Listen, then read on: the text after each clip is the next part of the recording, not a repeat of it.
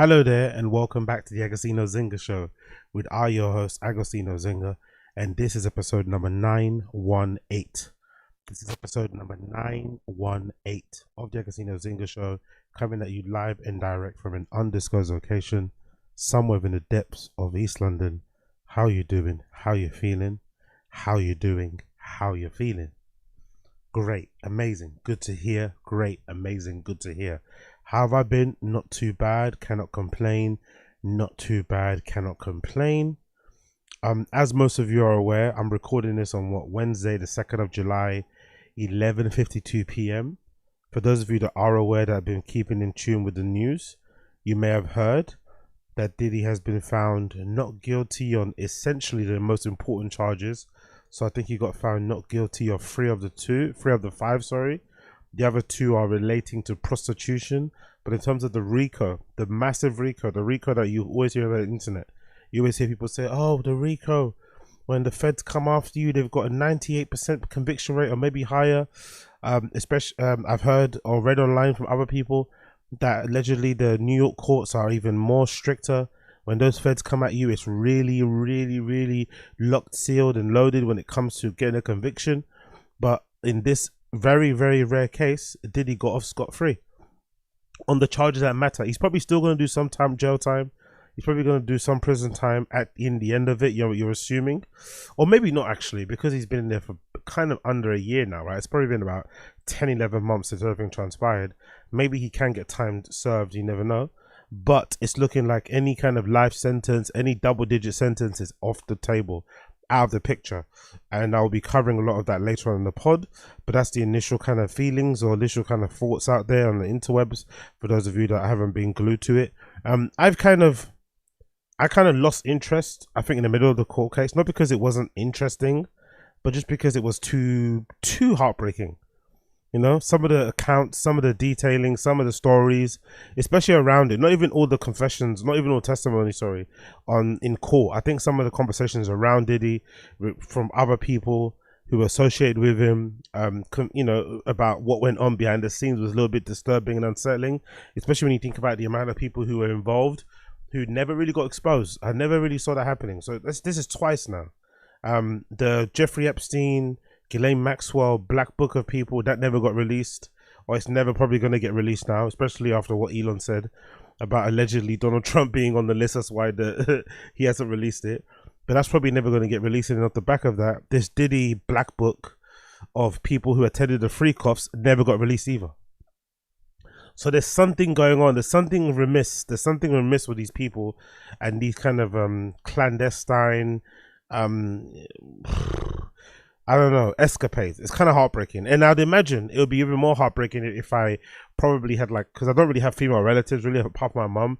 I don't really have sisters or anything, or daughters, which is weird to say that would make you feel it a little bit more, but I think it probably would. So if I'm feeling bad about this type of situation now, looking from the outside in and thinking about all the people who've kind of been, you know, used, stepped on and stuff, and abused and ditched and whatnot, it's kind of distressing. But to be fair, when you did look at the case, what you saw from the testimony was a lot of willing participants. If you really took the emotion out of the Cassie thing to one side, right? You put the emotion and the visceral fucking feeling you get when you see the video of Diddy beating up Cassie. If you put that to one side, a lot of the people who were confessing essentially were saying that there was a lot of willing participants. It seemed like it didn't seem like Diddy was putting anyone under any duress. There might have been some, you know, encouragement, coaxing, whatever it may be called. We call it in London here twanging, but it didn't seem like he was holding anybody at gunpoint to suck anybody off or to spread themselves. You know, everybody was a willing participant. Everybody got paid. I don't think I heard one person say they never got paid. Which is a really minor detail, but I think it matters in these type of things. Not one assistant, not one intern, not one associate or staff member of Bad Boy or Revolt or anyone who got brought up to speak or to testify against him spoke of him being a bad boss either. That was another interesting point. I don't think I heard one person say he was a bad boss. If anything, everybody said he was very inspiring, very motivating. If anything, he created this atmosphere. From what I was reading, from what I remember seeing, he created an atmosphere in the workplace which I think is kind of hard to do, because I think a lot of startup founders try and do it, but it doesn't necessarily work. Because I've worked in a bunch of startups. That's kind of been my main experience in the working in the career field or whatever, working in Tria. And most startups I've worked for, a lot of founders will try and make you care a lot about what they're doing, right? About the product or service. They want you to feel like it's a family, feel like this is your thing. They might even give you equity to kind of make you feel more invested. But they really want you to care. And they really want you to put like the effort in, aside of them asking. So if it's a 9 to 5, they want you to stay 9 to 8, 9 to 10 voluntarily because you love the company so much. And it's really hard to foster, it's really hard to cultivate that kind of feeling, right? It's really hard to do, that collective feeling that you're all kind of aiming to the right direction. You're aiming to one direction, one goal. Maybe the one place I did kind of feel that was maybe at Mastered, but I joined Mastered early on. I was maybe the 30th hire or something when I was at Mastered, that online learning course that which is where I got to meet Virgil, RIP. I think I joined there and I was maybe the 30th, 50th employee, let's say, around that kind of mark. So, and it went on to have like over 100 employees towards the end. And that was one of the places where you kind of felt this collective thing of we're all aiming for one goal. But with Diddy, he was able to do it with all his various businesses. And I got the feeling a lot of these ex-employees were competing for Diddy's love. Were competing for his approval. Were competing for his attention. They wanted to really prove that they were willing to risk it all. And I wonder if it had to do with that, or if it had to do a little bit with that show that he was on, that reality TV show, Making the Band. I wonder if that legend of him pushing people to their edge, making people walk however many miles it was to pick up that cake, you know, really questioning and challenging them of how much they're really willing to be an artist, what they're willing to sacrifice to be an artist. Like, I wonder if all those things kind of played a role in people's, you know, mindset when they went to work with Diddy, so that they went in there, were like, okay, cool, if I was on that show, I would have done X, Y, and Z. So then when they start working for Diddy on day one, boom, they want to show and prove. But that's what I kind of got. I kind of got that feeling from the girls that he was involved with. I got the feeling as well he treated them pretty nicely, given their weird relationship and the power dynamics that was going on there. Everyone seemed like they got paid. But, you know, there's no denying he really fucked over Cassie. Probably irreversibly so.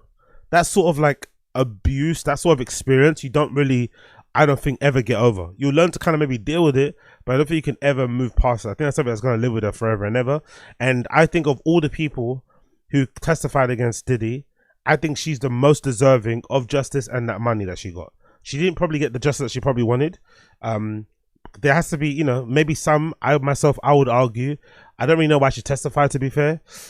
After exposing him, after getting the money, I don't really see what testifying would have done. I would have probably stayed out of it if I was her, but maybe she wanted to put a face to the case. Maybe she also hoped, maybe they also hoped that if she put herself forward, that a lot of other victims will come forward. But after that, it really wasn't a lot of victims. They're trying to make it seem like it was this big deal, this big thing that he was running, big operation. But at the end of it, it was just 2 victims, right? I think it was Cassie and Jane Doe. There wasn't really, or maybe one more, 3, which wasn't, you know, they're trying to make it seem like Diddy was running this elaborate worldwide flipping sex ring, when in reality it seemed like he had a couple concubines, maybe a few more than that, who he was kind of, you know, pushing to their limits, but they were more than game for it, because one of them, especially the Jane Doe, she was happy because she didn't want to work. That's something that I got from it too.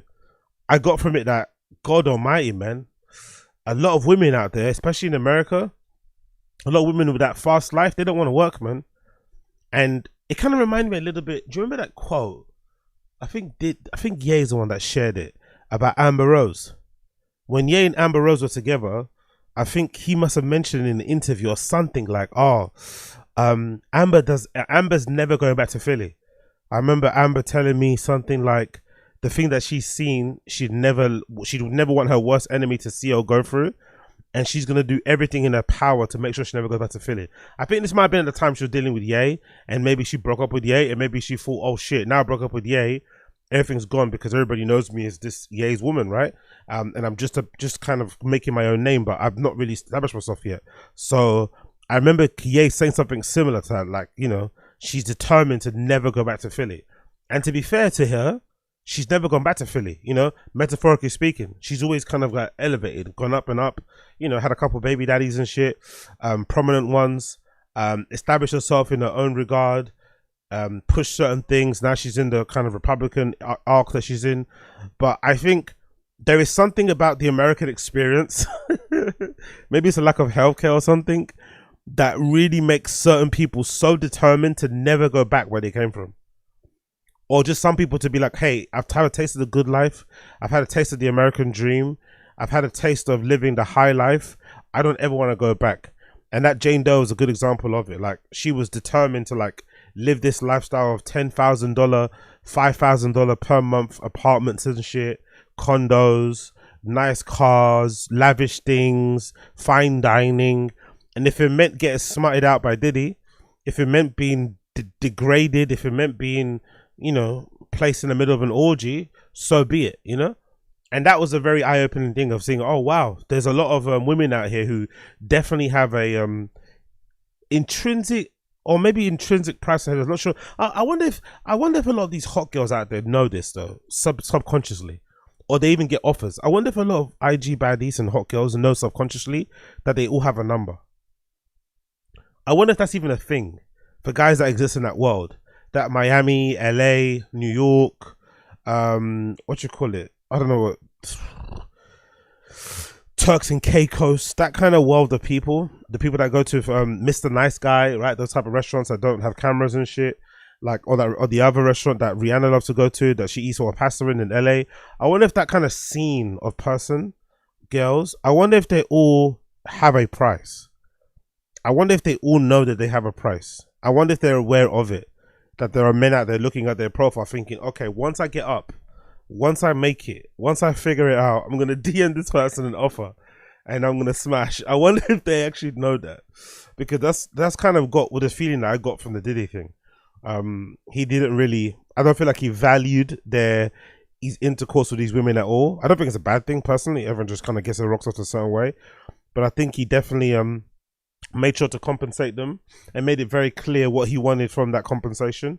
They delivered. Some of them, you know, maybe fell short here and there, but for the most part they delivered, and it went on from there. But again, troubling to read and to go through. Really odd as well to see people celebrating the verdicts. I'm not going to lie. People celebrating the verdicts has been very, very bizarre, especially some of the people celebrating outside of court. You got some people like pouring baby oil on each other, like screaming. It's like, bro, you do know Diddy would never associate with you people, right? These people who are like, you know, taking the Diddy case and making it personal and trying to basically say that, oh yeah, this is a death of cancel culture, believe a woman is like, bro, unless you've personally gone through something like this, I don't see how this relates to you. And the weird thing is, Diddy is like this is a suave, sophisticated individual. Maybe he's into some degenerate shit, but you know, he's of a certain standing. He's not going to want to associate with some of these ragamuffins that are outside the court. He's not going to want to associate with them at all. So I found their response to the verdict very odd, very strange. So, but I guess, you know, he's a big celebrity. People are going to have very strange responses to that. So that is what that is. But yeah, man, hopefully people get their rest. Hopefully people, you know, have their closure now going forward. I wonder what the prosecution is going to do now, because, you know, this is incredibly embarrassing. Did he fucking beat a RICO, like legitimately beat a RICO when all the chips were set against him, or stacked up against him, sorry. The video came out, all the stories from other people. But as soon as I started to see how the court case was going and I started to read certain things, I already said, I think I've made a comment on some Instagram page and I was getting a lot of hate for it.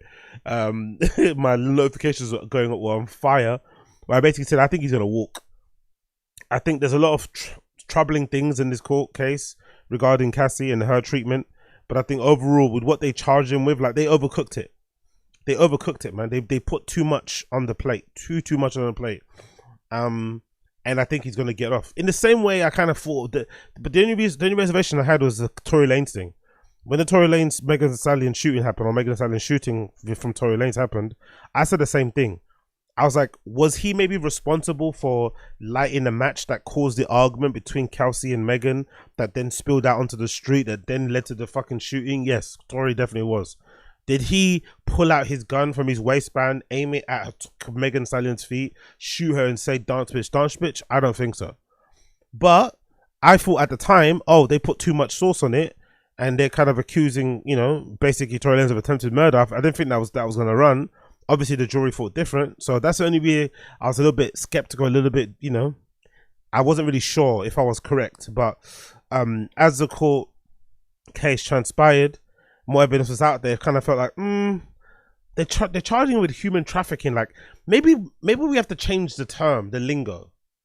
Maybe that's the problem, because human trafficking sounds intense. Like when I hear human trafficking, I think of, do you remember that story in the UK of those RIP? I don't know if they were from Philippines or they're from Vietnam, but a bunch of illegal immigrants tried to come into the country, England, and unfortunately they got stuck in a fucking lorry, the truck, and no one opened the door or anything or gave them ventilation, and everyone in there died.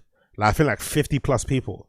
The driver went to prison. You know, it was a fucking crazy story. Like I can't imagine what that must have looked like if you're a police officer responding to that call, having to open that fucking cargo container and see all those dead bodies in there. But why did I even mention that? I don't know. Why the fuck I mention that? Cargo container, dead bodies. I don't even know why I mentioned that, to be fair, but still, it popped in my head. What's my train of thought? But yeah, big up the court case, I guess. Big up everybody that kind of tried to put their 10 pence in. I personally think there's more chance of Diddy. At the time, maybe I should have said this because it would have aged well. At the time, I was thinking to myself, there's more chance Diddy gets found guilty later on in the years of maybe being behind the death of Tupac than fucking this sex trafficking thing. It's just, oh yeah, sorry, that's the sex trafficking. So go back to the cargo containers. When all those people died in the cargo containers, that's what I think of human trafficking. I think of that. I think of like people from the third world countries being transported in cargo containers, being sleeping in between fucking wooden pallets, all this sort of horrible shit, hanging underneath fucking lorries, stacked up on some dinghy boat somewhere, like crossing the fucking Atlantic Ocean. Like that's what I think of when I think of human trafficking. But they were trying to make it, and then when I heard that Diddy got charged with it, I was assuming it was like, yeah, Diddy's out here with his fucking IG baddies, these bottle girls and stuff, and he's flying them all around the world. He's got girls coming in from fucking third world countries in South America, like Colombia, Venezuela, Chile and stuff, and they're coming over to get smarted out. But from what I saw, it was just a bunch of girls that Diddy would be into, the kind of Cassie types, right? The Asian Blasian mixes or whatnot, and some willing participants, like, you know, fucking Young Miami and shit. I didn't really see anything else, so I think they maybe overcooked it with the charges. But the Cassie thing was obviously the worst one. That video is going to haunt a lot of people, I think, especially for people who suffer from domestic violence. They're not going to be able to forget that, you know, that image of seeing Cassie being beaten bloody and blue in that flipping hallway. Thank God there was no noise, by the way. Thank God we didn't hear her screams and shit, and there was no audio recording on it, because that would have definitely been worse. But yeah, apart from that, he bust case for the most part. But I'll talk about it in detail later on in the pod. This is just me kind of trying, you know, kind of give you an overview of what I've heard on the timeline. And let's continue with the Agostino Zinga Show, episode number 918. So I've not been around for a while, so excuse me. Excuse me for not being around. I've been focusing a lot of my time on the Random Show and getting that marathon done. I'm restarting the marathon on the Random Show channel, so if you're not subscribed to there, make sure you are. That's my stand-up comedy, commentary, live stream sort of thing that I do. So if you like that sort of stuff, you like me talking about stand-up comedians or whatever the market, then check out my channel. I'll put the link in the description, but you'll basically find I think the Random Show channel is Random Show AZ. So Random Show AZ, you'll find it there, all one word, where I speak about all stand-up comedy shit. I'm trying to do a 31-day marathon for the month of July. I started on the 1st, today's the 3rd, so I'll be going all the way until the 31st. I'm also trying to do the same sort of thing with the Tazs show, starting to stream or do a podcast every day. So let's hopefully go with that as well. So if you want to join and become a member of this particular channel and get access to members-only videos, that'll be available on the YouTube channel. So if you listen to the YouTube, if you're listening to the audio side of the podcast, jump over to the YouTube, subscribe over there, and check out any member-only videos. I'll also be updating the Patreon as well. So I'll be going full tilt, to be honest, because I'm trying to get as locked in as possible for July. Because it's halfway in the year, man. We're already at the halfway point of the year. Half of the year is already gone. It felt like just the other day New Year's Eve was like, just honestly, it's gone by so fucking quickly. I've got so many goals on my list that I still haven't flipping gone through and hit. So I'm going to try to recover the shitty first half of the year, or the non-productive start of the year, and try and make the end of this year, the second half of the year, the best possible. So I'm super locked in for July. I'm literally, you know, not really posting on my socials at all, apart, well, I'm pushing my IG because I feel like the IG is a doom scrolling thing. I don't feel like I get stuck in terms of doom scrolling on Twitter for some reason. I might see some current things, put out my thoughts and keep it moving, but IG definitely has an ability to kind of just grip you and hold you in. Maybe it's because of the DMs as well and shit, because I get quite a few of those, so that might not help things, but in general it's just and then you kind of, you know, all time gets taken away from you, and then you kind of look at it, suddenly it's fucking 11 p.m. So I'm locked in for the month of July.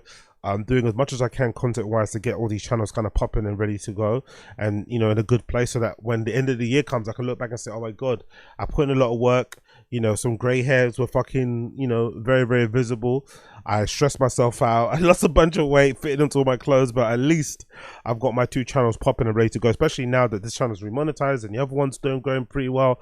I'll be a dumb fool not to kind of, you know, strike while the iron's hot. So I'm really locking in. So if you want to lock in with me, join the flipping journey, cheer me on, subscribe, become a member, gift membership, all that good shit. Make sure you subscribe to both channels, Tazz on here, and of course a random show, which is also available on my channel. You can see my channels are linked usually at the top. If you go on YouTube, you go on home, you should see both my channels linked there. I've also got another channel in the works that I'm working at the moment to launch, which would be mostly kind of like me reading news articles and shit, stuff that maybe doesn't fit in the podcast or maybe a bit too wordy for the podcast.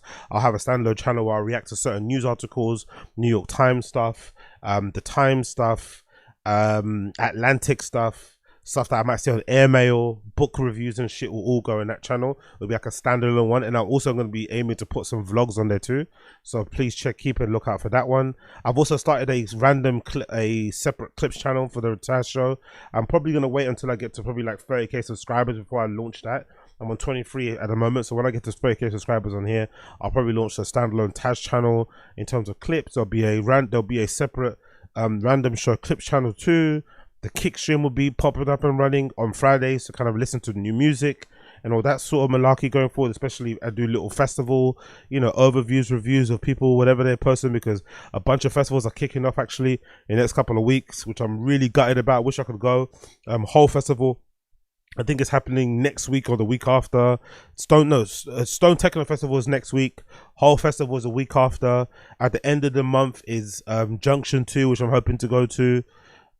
There's the fucking DVS1 and Tricks playing this Thursday, which I was meant to go to, but I can't now. Like, there's so many things that like happening this couple of weeks going forward, which is what's making me want to lock in even further, so then I'm in a position where these channels are popping and doing well, so that I can just go randomly on these type of trips. Because, you know, I see some of these streamers out here buying fucking purple Lamborghini Uruses and stuff. I'm like, bro, I'm not even interested in driving. I don't even give a shit, honestly. I could care less, to be fair. It doesn't really excite me that much. I'd much rather get a fucking, you know, 2005 fucking, you know, Ford Focus or something, right? But in general, I'm not really that interested in that sort of stuff. When I do reach those type of levels of having mad fucking member subscribers and stuff, and the channel really popping, the money's just going to be going to fucking random spontaneous fucking techno tourism trips, you know. Especially now that I've been exposed to Amsterdam, I want to explore that a bit more. I obviously want to go to Open Ground and see what that's saying in Germany. Obviously do a lot more Berlin trips, maybe check out the scene in Lisbon. People have been saying that Lisbon scene is fucking fresh and really cool, so I'd love to go to Portugal. Never fucking been.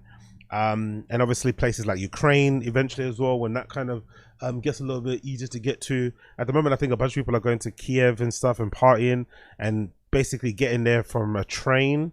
I think they take from Poland or something that you can get to kind of Kiev, so nightlife is still going on there. I think they got a curfew till 12, but you know, there's underground things happening, blah blah blah blah blah, loads of stuff happening. But the genesis or the main priority is to obviously lock in with the channel, get that stuff popping, and everything else will fall into place. So if you want to join the journey, you know what to do. Smash a like, hit subscribe, all that good shit.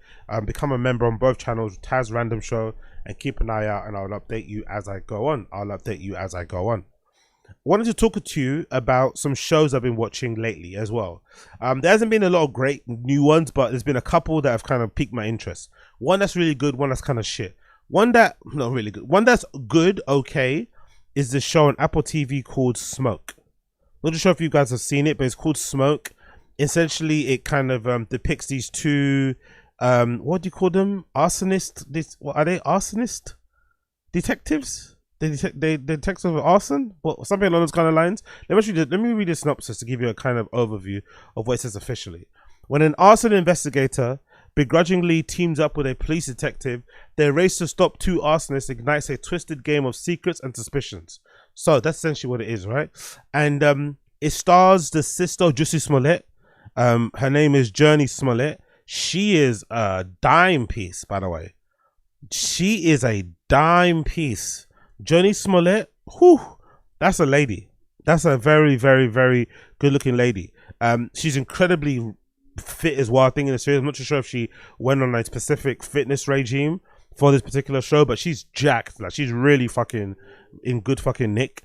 The bum goes fucking crazy. There's a couple scenes where you see her fucking bunda and it's like woo. But essentially it kind of covers the main protagonist. What, you know, guy is the actor called, what's his name, Taron Egerton. He plays Dave Gudson, and he plays a firefighter who unfortunately goes through like a bad, you know, fire thing, whatever happens, and he gets trapped in the building. He eventually escapes, but that leads to him maybe not being on duty anymore and having a desk job and basically being an arson investigator. And then Journey Smollett, who plays the role of Detective Michelle Calderon, she basically gets demoted down to that fire department place because something happens. You don't really find out what happens, but from what they're saying in the series, it seems like she may have got involved romantically with one of her superiors, which might have led to her maybe getting ousted from her whatever where she was working before, narcotics robbery and shit. So they're kind of two people who are trying to rebuild their name, reputation, and they're trying to do so with trying to catch two very high profile arsonists who are wreaking havoc on their local community, right? And one particular guy, I think he kind of targets people who are having fun. When he sees people having fun in places, he kind of follows them home and then essentially just lights their houses on fire. Some of them die, some of them get badly burnt, and it kind of follows them. So there's a really interesting twist at the end of episode 2, which I'm not going to detail, but if you watch the series, you'll see. Like I said, interesting premise. I don't think I've seen a show like this before where it's focusing more. Maybe I've seen fire department shows, but I've not seen a fire, an arson detective, whatever thing. I don't think I've seen that kind of premise before. So a bit of an original premise. Again, Apple TV always have pretty interesting series. If you're looking for something to watch and you're into, like, you know, crime, drama, thriller type things, and you like the sound of what I said, I recommend you check it out. Like I said, it's not crazy good, but it's decent enough to watch, I think, personally. Some decent performances, especially from Journey Smollett. She's a really great actor. Obviously helps that she's decent to look at too. But I would definitely recommend you check out Smoke. It's just started. 2 episodes have just dropped. I think episode 3 might be out later this week, but 2 episodes have just dropped and I'm really enjoying it so far. One show that I'm not enjoying, which I was surprised to see getting a lot of good reviews, especially from Comics Explained, which made me think, oh shit, is Comics Explained a shill? I'm sure some of you guys know who Comics Explained is. He's this YouTube channel that kind of, you know, focuses and features a lot of comics. And, you know, he definitely did a lot of good stuff for the community. Him and Comics Historian, RIP to that guy. But they definitely revived my love for comics. Allow me to kind of keep up to breast with what's going on without having to buy a lot of these type of things, and, you know the kind of, you know, the big stories, the big fucking series out there that you probably keep an eye on. And recently Comics Explained, that's how I found out about the show, put out a video where he says, oh, we need to talk about Ironheart, and he gave it a pretty decent review. He said he pretty much enjoyed it, and I was surprised. I was like, hold on, all the trailers I've seen of this show, the fact that it got canned or shelved for like 3, 4, 5 years, whatever it was, because I'm assuming Disney kind of felt like it wasn't that great, and then it eventually comes out. I was surprised that he would be like it, to be fair. And just the premise of it alone, like, I don't really understand why Ironheart even needs to exist. I don't know why we need to have like a fucking an Iron Man story, but told from the perspective of a girl from the hood. I don't actually see why that's needed. Why we need like a Tony Stark black girl version. Doesn't make any sense to me personally. It just, you know, seems like another DEI diversity type of thing. But Comics Explained had a lot of great things to say about this show. The first 3 episodes of this series dropped. I watched them back to back, and I can confidently say that Comics Explained is definitely a shill, definitely being paid to promote this show, because it's fucking garbage. And it's really bad because it's really dated in how it kind of depicts the black experience. I think there's a lot of really strange, almost offensive stereotype tropes going on here. There's a lot of identity politics in here, which I think is maybe says more about when it was made. It's very heavy-handed, the identity politics stuff. A little bit too much for me. Some of the lingo and the slang, not you this, like, I'm not gonna, what she say about Tony Stark? I'm not gonna go too hard on Tony. Like, I don't know, some of the dialogue is like nauseating. It's nauseating, the dialogue. Like how do these people learn to speak English? Like through the internet, like through captions. It's fucking bizarre. But I guess if you've worked with Gen Z kids in your office space or workplace, you'd know some of these kids do speak in like captions and stuff. Like, so it's kind of weird. So maybe this is reflective of the real world. But I really didn't enjoy it. The conversation, the dialogue really made it hard for me to kind of keep attention and to keep focus. It was kind of all over the place with that remark. But the premise around it is just such a nonsense show. Essentially, it depicts the main character who's hard to root for. I'm not gonna lie. Dominique Fawn, Ironheart, is a very, very, very, very hard person to root for. She basically comes across like the villain. Not gonna lie. She basically come across like the villain. I swear to God. She's very selfish, I think, narcissistic, very impulsive. She essentially, you know, kills a couple people already. I don't like it personally. And I also don't buy even the fact that she's straight. Like, straight up. Like, I don't even buy the fact that she's straight. So this weird love romance that she has going on with one of the like a neighbor guy that she grew up with, that she lost contact with after her best friend died. She moves away, gets a scholarship to study, or no, at some college to try and kind of follow in the footsteps of fucking Tony Stark and build her own iron suit. And then she comes back and there's this guy next door who's kind of looks like he's modeled around Tyler the Creator. I feel like his whole entire style comes from Tyler the Creator, the way he's dressed. And I don't even buy that she's straight, honestly. It's like a brother and sister relationship, but they're trying to make it romantic and sexual. It's like, bro, she doesn't even seem straight to me. I swear to God, the character, the actor, whatever, it doesn't really rub off that well. I don't get it. The show's all over the place. I really don't get it. I don't even get the animosity between Ironheart and the character called, what's his called name? Kujino John. I didn't even know that was even his name. His name is Kujino John. So I didn't even get the animosity between them two, because by the end of episode 3, I think, spoiler alert, Ironheart kills Kojino John by locking him in a greenhouse thing and not opening the door. But I don't even get why they have so much animosity, because I swear that Kojino John character, he was the one that recruited Ironheart. He's the one that kind of sold her on joining the hood and joining this like clandestine group of like, you know, robbers and shit. And he kind of was the one that gave her the pitch. And he was the one that sort of like, you know, giving a good word for her, putting a good word for her on behalf of the, you know, to the hood, sorry. So I don't understand why they suddenly got to a place where they're now fighting and they're now enemies. Like, I don't understand it. I don't even get how he was more angry about her nicking the hood in episode 2 than the hood guy was. I don't get it. I really don't get it. And as much as I feel like sometimes there are some things that you could say about Ironheart that you could also say are relating to fucking Tony Stark, I just feel like Tony Stark comes across a lot more of a lovable character. There's just more redeeming qualities in Tony Stark, especially once he has his turn. I think the turn happens when he's making weapons, right, for the army, and then I guess eventually he gets to a place where he actually sees the weapon being put into use, and the weapons are used to kill these soldiers who he's riding with during a demonstration, right? They get ambushed. And that's when his turn comes. He starts to realize, oh shit, I need to do some good in the world. I need to stop being this like hedonistic, selfish, billionaire, playboy douchebag guy, and I need to kind of take some responsibility for the weapons and for the things I'm putting out there and for the people that it's going to a negative effect. So he has a sort of like redemption arc. So maybe Ironheart's redemption arc will come. Maybe it'll come. But I feel as if it's not there currently. It seems like it's all about her iron suit. Damn you for getting her way.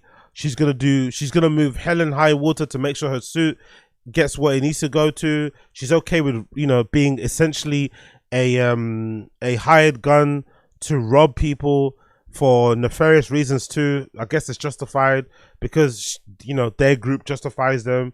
It's okay to rob, steal, and cheat from people. It's okay to steal from people. It's okay to fucking break into places, fuck up places. Like, I don't know. It's just a bit strange. It's hard to root for her. I'm not gonna lie. It's hard to root for her. I don't like the lingo. I don't like the dialogue. There's not a lot of characters that you really want to root for. Maybe the Natalie character, the best friend, that ends up being a digital assistant AI thing. Maybe that is one you want to root for. Maybe the mum. Maybe Ironheart's mum. She seems kind of sweet. I like the story or the backstory, which I hope they kind of, you know, dig into a bit more. There's backstory of Ironheart and her stepdad being a mechanic, or maybe just like, you know, quasi genius engineer that is kind of settled for just being a car mechanic and teaches her the ropes. Hope they build into that kind of relationship more and dig into that, and how much he kind of inspired and instilled, you know, love for engineering or whatever else into her that kind of led her to become this genius that she is. That'd be pretty good to see. But it's not a good show. I'm not gonna lie. I wouldn't recommend it at all. I think it's a real waste of time.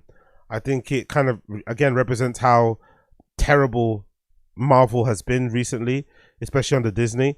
I feel like it doesn't need to exist personally. It's a really strange story to tell, especially in the way they're telling it. And yeah, man, there's no, if this gets a season 2, I'll be shocked.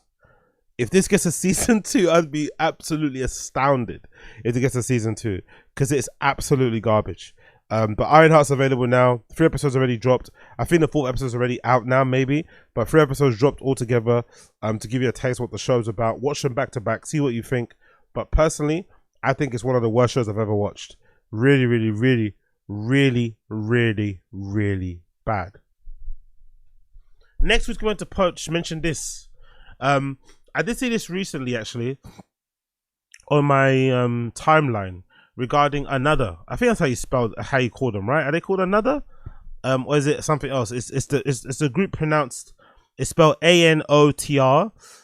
They're an electronic duo artist, right? How describe the genre? Dance music, indie dance, whatever. One of the best albums I think they dropped last year. I was really into it. I really kind of enjoyed that album. I think, did it come out last year or this year?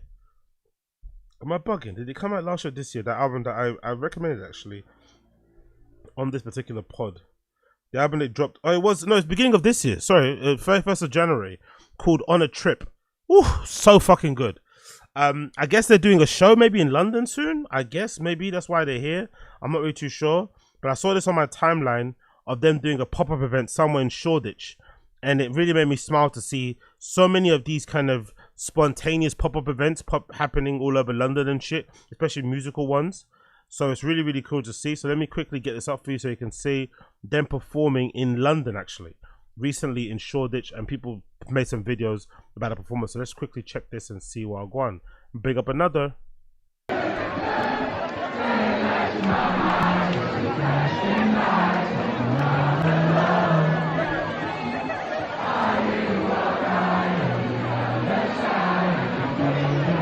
Oh, tune.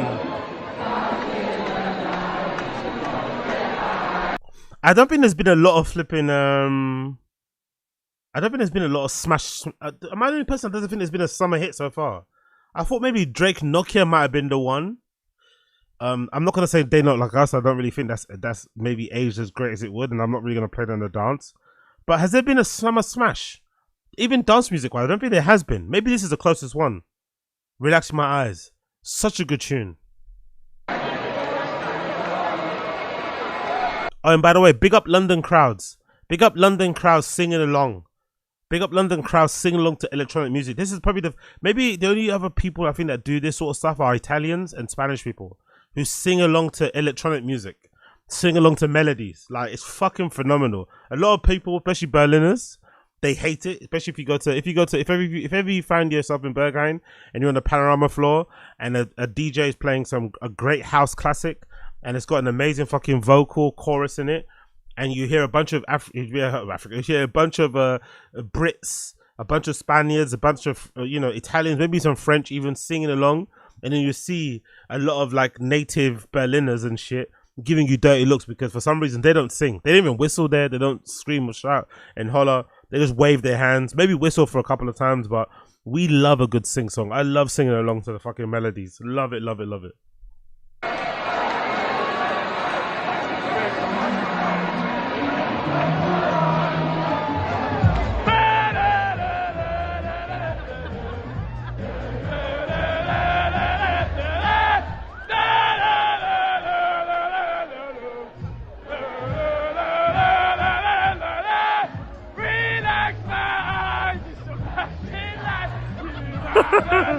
The guy behind the camera screaming his fucking heart out. That's me. I love a good fucking sing song. No vocal ability, no tone, no nothing, just pure vibes. Are you alright? Get down low. Alive when the drums get high.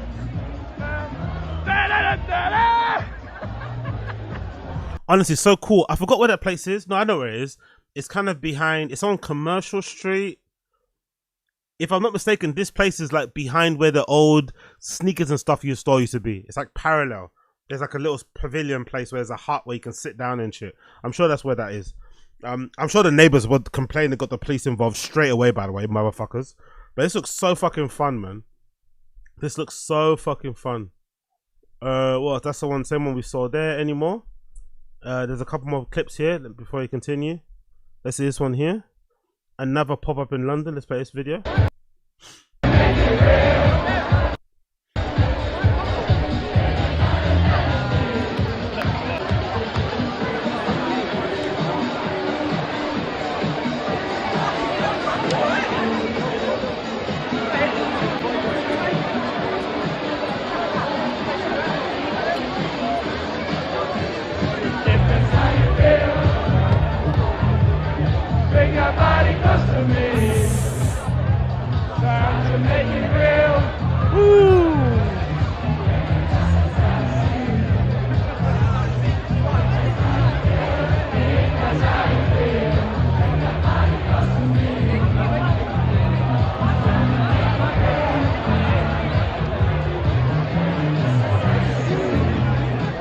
I'm so inspired. You know what I'm actually thinking now?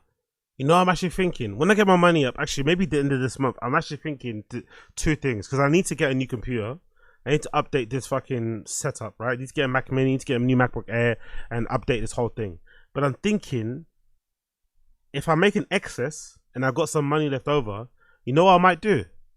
I might see if I can buy a second-hand Pioneer XDJ, whatever that thing is, the one that everyone used, the one that is like a proper unit. It's like it's like two CDJs combined onto like a 2-channel Pioneer mixer. It's like a big controller, but you use it with USB sticks. So it's a standalone basically thing where you can just plug into speakers, plug a USB stick into the thing like a real CDJ and start playing. I'm kind of in two minds of thinking if I can find a second-hand one. Let's say I could find one for like £5. I think they retail for like 1,000 plus. Like if I can find a raggedy one for £5 that is just works, and I can find a decent active speaker, you know, you can purchase those for not too much money. Plug that in. I'm really on just playing outside. I'm really on playing some random sets, maybe on the weekends, out in the street somewhere, and just catching the vibe, playing some house tunes with the sun out and shit. You know what I mean? A little bus ball in the fucking hand, a little fucking, you know, super malt, you know, maybe sprinkle some fucking Stardust in that super malt, right? Like, I'm in the mood for doing that. I think that might be the best way to go about things because this is a vibe, especially nowadays with the clubs being the way they are, lack of fucking air conditioning, which is big on my fucking book. I'm actually curious where I might actually consider doing this and going for it and actually purchasing a DJ controller and actually trying to do this thing and obviously kind of, you know, take on the mantle from what fucking DJ AG has done with his live sets and stuff, right, where he gets people to rap and stuff. I might start doing them and just start doing random sets in places, park up in front of the station, just start playing some tunes. You know, that might be a vibe. I'm actually onto it. I'm not gonna lie, I'm actually gonna do it. Obviously I've got to get the controller first, because that standalone one is better because I don't need to carry a laptop. I can just have my USB key and just kind of plug that in there. But let's see what I go on. Big up the stream chat as well. I forgot to check you out. Big up Madison Cold Brew Coffee. Drink cold brew coffee, lads. Uber, what's that? Uber Machin AZ, yeah. Big up Madison Coffee. I've actually got some cold brew here, actually. I've actually got some homemade cold brew right here. Big up Madison Cold Brew Coffee Co. Big up Black American, kind of like Black American, related more to Killmonger than Black Panther. Big up on 10 Toes. Started watching The Fall. Oh yeah, big up 10 Toes. Oh, The Fall. You watched The Fall? Yeah. The Fall is fucking brilliant, man. Super sinister, very dark, but The Fall is so fucking good. The lady from X-Files, is it Gillian something? What a she's that's a woman. That is a woman. Sorry for the TMI, but that's a fucking woman. Big up Black American, selfish, narcissistic, perfect description for Tony Stark too. Good point. Black American, my nephew hates your perspective, but the character has been a comic book character since 2016. Okay, fair enough. It's still fairly new to me, not for me personally. Maybe your cousins are much younger than I am, so I guess it probably resonates with them a lot more. So fair play. That's a good thing about comics. There's always characters you can find that resonate to you. So I'm happy that they've found that sort of thing, but it's not for me. And big up Don Dotto as well. Big up Bronze UIC here too. Big up Ryan Ken. Big up Ashley Cummings. I saw you there earlier as well. Big up Love. Hope you're well. Big up everyone in the stream chat. Oh, big up Andre too. Add a little baggy to the mix. Yeah, you know what gone. You know about the adult vitamins. Big up Young Old Vibes. What's going on, Queen? Big up Young Old Vibes. Young Old Vibes. What's going on, Queen? Let's play another clip here from the ANOTR. Is it another or is it ANO? I don't know how he pronounce it, but however you pronounce it. Let's play another clip here.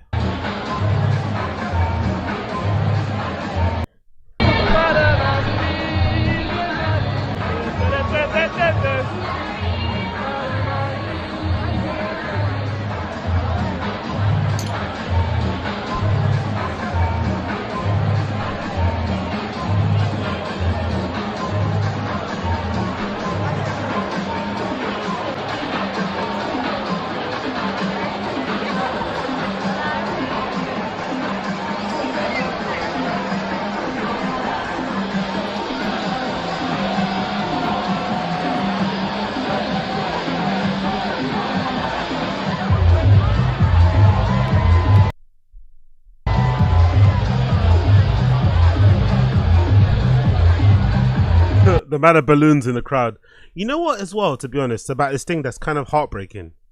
This is only happening because we don't have enough clubs.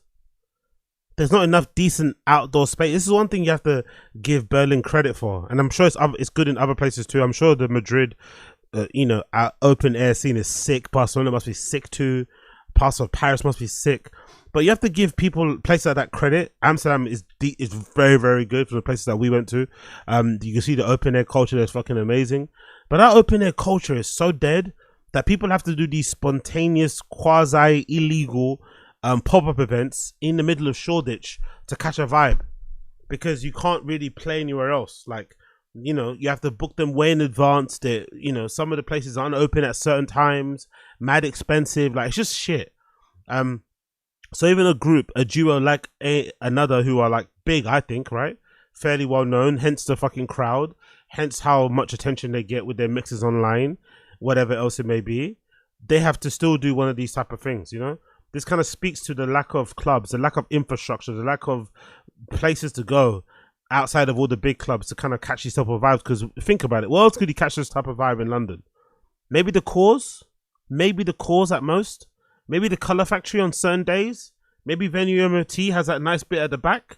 But there's not a lot of places. Maybe number 90. But again, all these places are fully booked, I'd imagine. I'd imagine all those places like number 90 and places, they're probably booked up until like next year, So it's kind of sad that you can't really do spontaneous events anymore.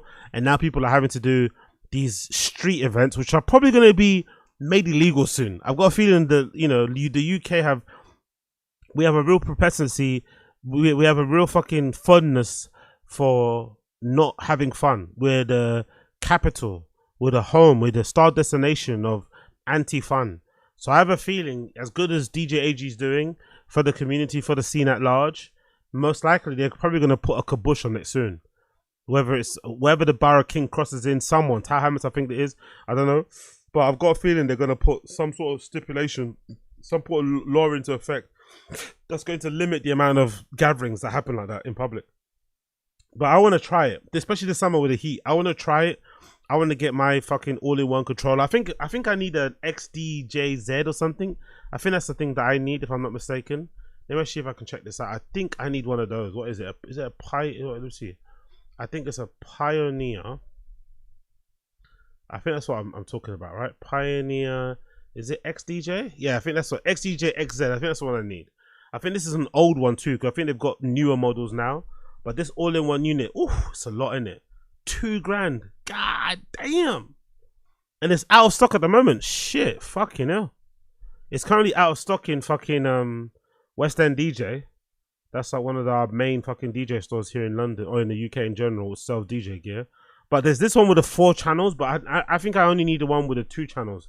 I don't need anything that elaborate. Let me actually see if they got it. Let's go DJ equipment. Let's go all-in-one DJ systems, and let's see if we can find a Pioneer one that isn't an XZ. So what they've got here, the XZ is sold out. Yeah, that's the one I'm talking about. I need probably one of these ones. That one there, an XDJ-RX3. That one is about 1,699. Or the XDJ-RR. No, the RR is shit. I think the RR is shit. This one's probably the better one, isn't it? This one here is probably the better one. The RX3. So something like this, a decent pair of active monitor speakers. Bob's your uncle, granny's your aunt, really. Plug that in with a USB stick and you just suddenly start playing outdoors. In fucking, you know, right live there in front of people. And creating a bit of a vibe, you know? And who knows, maybe off the back of that, someone sees you and like, hey, I want you to play at this club and this festival. That'll be fucking funny, innit? But for the most part, it's just about catching a vibe. I think I'm definitely going to try and see if I can get something like this secondhand somewhere. Maybe refurbished, where I can definitely try and purchase it and see where I'll go on, because this stuff is too good of an opportunity to turn down now while everyone's doing it while the sun's out as well. But let me just double check another as well. I want to see their Instagram and see if they've posted anything about it, because I don't think that show in Shoreditch was to promote anything. I just checked their listings and I can't find a single listing of them playing. So they just did it to fucking catch a vibe, which is fucking cool if it's true. Let's see. So there they are, ANOTR music on Instagram. Oh, look, there's a clip of them in Shoreditch. Sick. Okay, cool. Let's play this. Look at the angle. Okay, so what they actually brought a booth with them, a full DJ booth with fucking 4 DJ control with 4 CDJs. What fucking legends. Okay, let's play this. Let's play this clip. What fucking legends. They brought a full setup with them. Absolutely insane.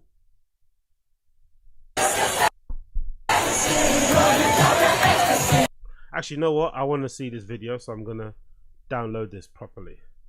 Bear with me a second here.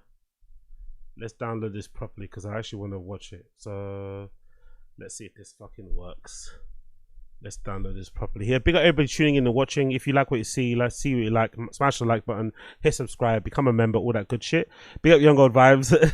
Too many happy people. I don't like it. Yeah, I understand. I feel you. I've always said I'm an extrovert introvert.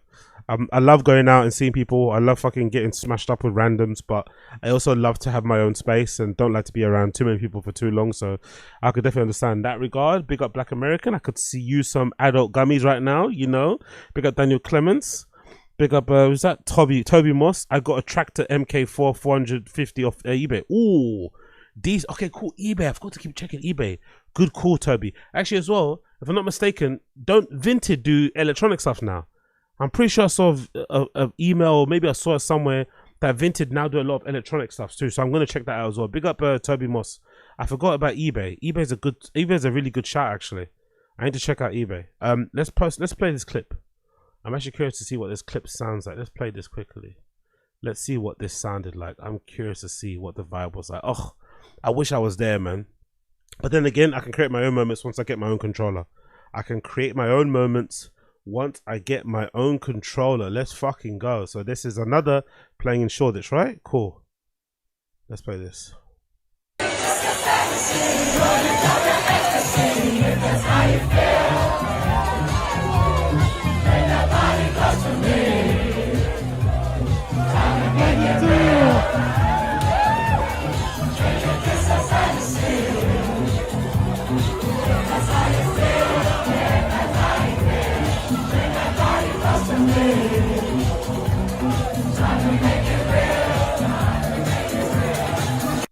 Honestly, how good must that feel? Like, I don't produce music. I probably should.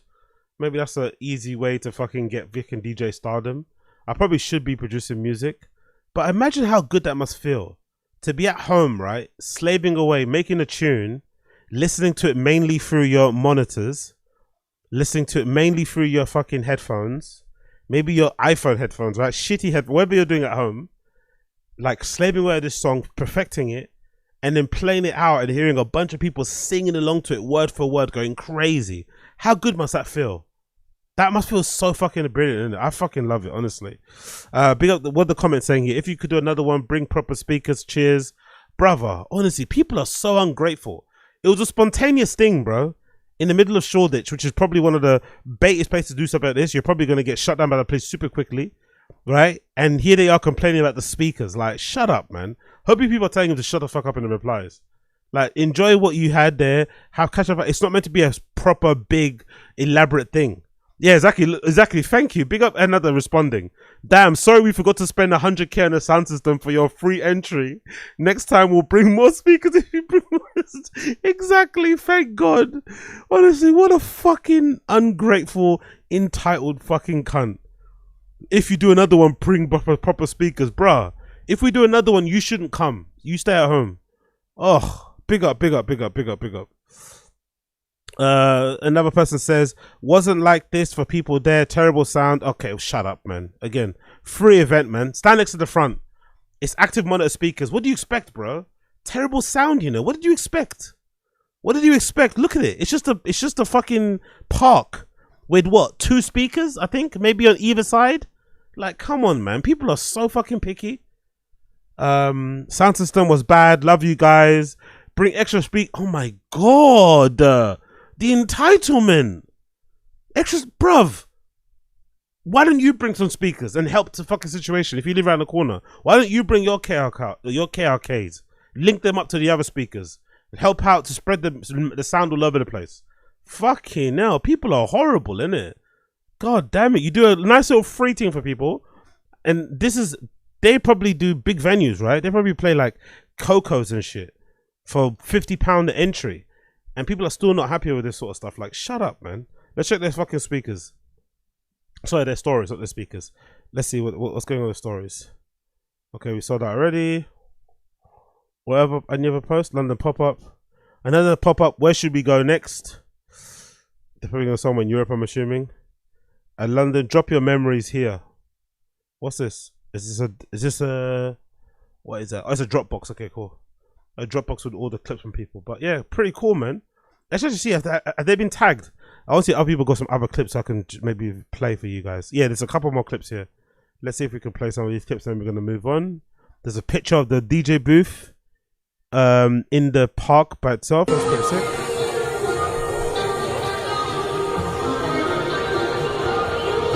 Sorry, but they did pretty well, man. For a spontaneous pop-up event that's probably largely illegal, that probably could have got them a big fine, to get a DJ booth, speakers. They got quite a few speakers there. Again, I'd imagine in an open air venue. Again, I'm not an audiophile. I'm not a fucking expert when it comes to sound, but I'd imagine it's pretty hard to make an open air space sound good. You know, it's probably quite hard to, because there's so much space. There's not a sort of confined space. There's no roof. So it's probably hard to do. You probably need a couple at the back, maybe some on the sides. But I think they did pretty decently, all things considered, man. I'm not going to lie. They put a lot more effort than I thought they did. I thought they just rocked up with a all-in-one controller like I want to purchase, just plugged in. If anything, they brought CDJs and a mix and everything. Crazy.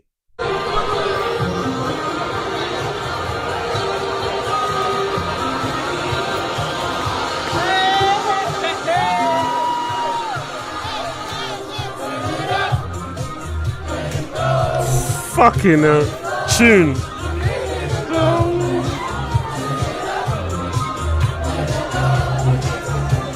Hey, unpopular opinion. I don't hear pronounce. I wish I knew how to pronounce their fucking name. ANOTR, another, over Kind of Music any day of the week. I'll take these two over Kind of Music as a label any day of the week. These two guys over Kind of Music any day of the week.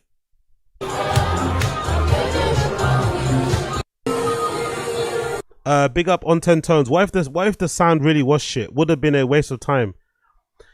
No, I don't think it was that shit, brother. Think about it, right? Active monitor speakers. Like, I've been to forest raves in like Hackney Wick, and it's the same sort of setup. You got a DJ booth, a table with your DJ equipment on there, and then you got speakers pointing out in the direction of the people raving.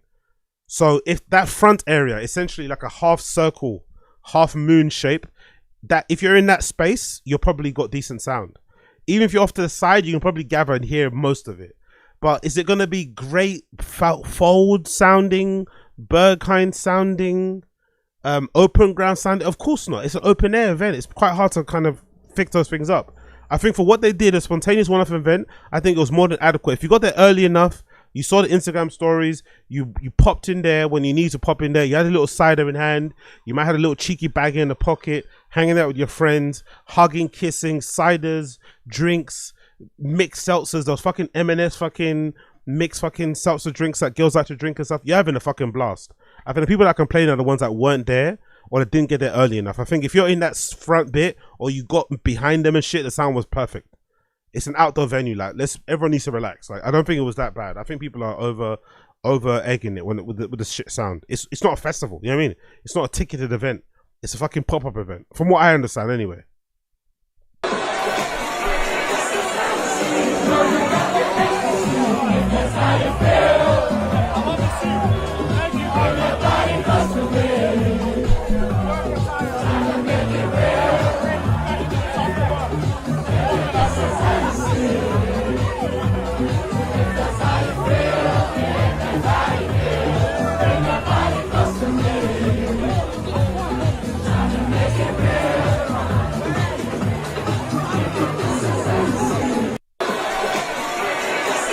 You know, it's funny too. This place is really small. This camera angle is making this thing look way bigger. This fucking gazebo, I don't know what you call this thing.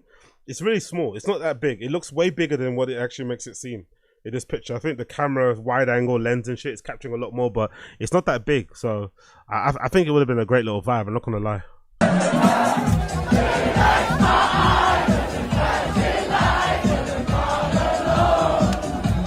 Big up Black America. Is that what it's called? A pavilion? Is that what it's called? I don't know what it's called, but yeah, I know what it is. It's like I said, it's on that parallel road on Shoreditch High Street, behind like where S&S used to be. Even I think down that same road where there's like a Vietnamese cafe or something. I've got the name of it. I've been there a few times. I think I even did a photo shoot there once before. It's a cool little spot, surrounded by residential houses, by the way. So I'm sure they probably called the police expeditiously to get this locked off. Are you alright?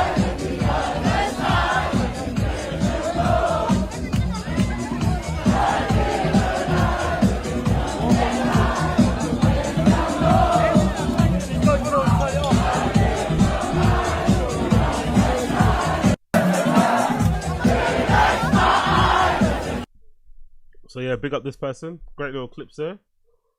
Any more? Is that it? I think that's it, right?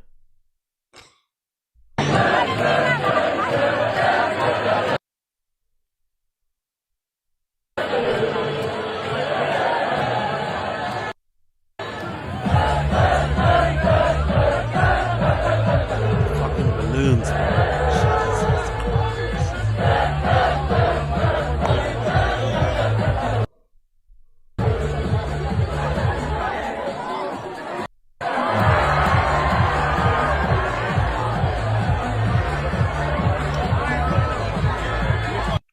There's no better crowd than a London crowd when it comes to dance music. No better crowd. No better crowd. I just want to know I wonder how many balloons we're going to be consuming this summer as a nation. How many balloons do you think as a nation we'll be consuming this fucking summer? God almighty. Can you imagine the amount of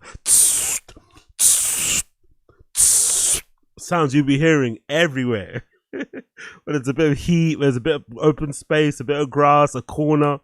You see a group of people. We love a fucking balloon in this country. We love a good fucking balloon. They're going to be consumed. Like, so many are going to be consumed. It's going to be fucking unreal. The amount of balloons are going to be consumed this summer when people are out having a good time. But big up ANOTR. Fucking love to see it. What a great little group. Fucking love to see it. What a great little group. Big up them. Big up, big up, big up them. Also want to mention quickly, Glastonbury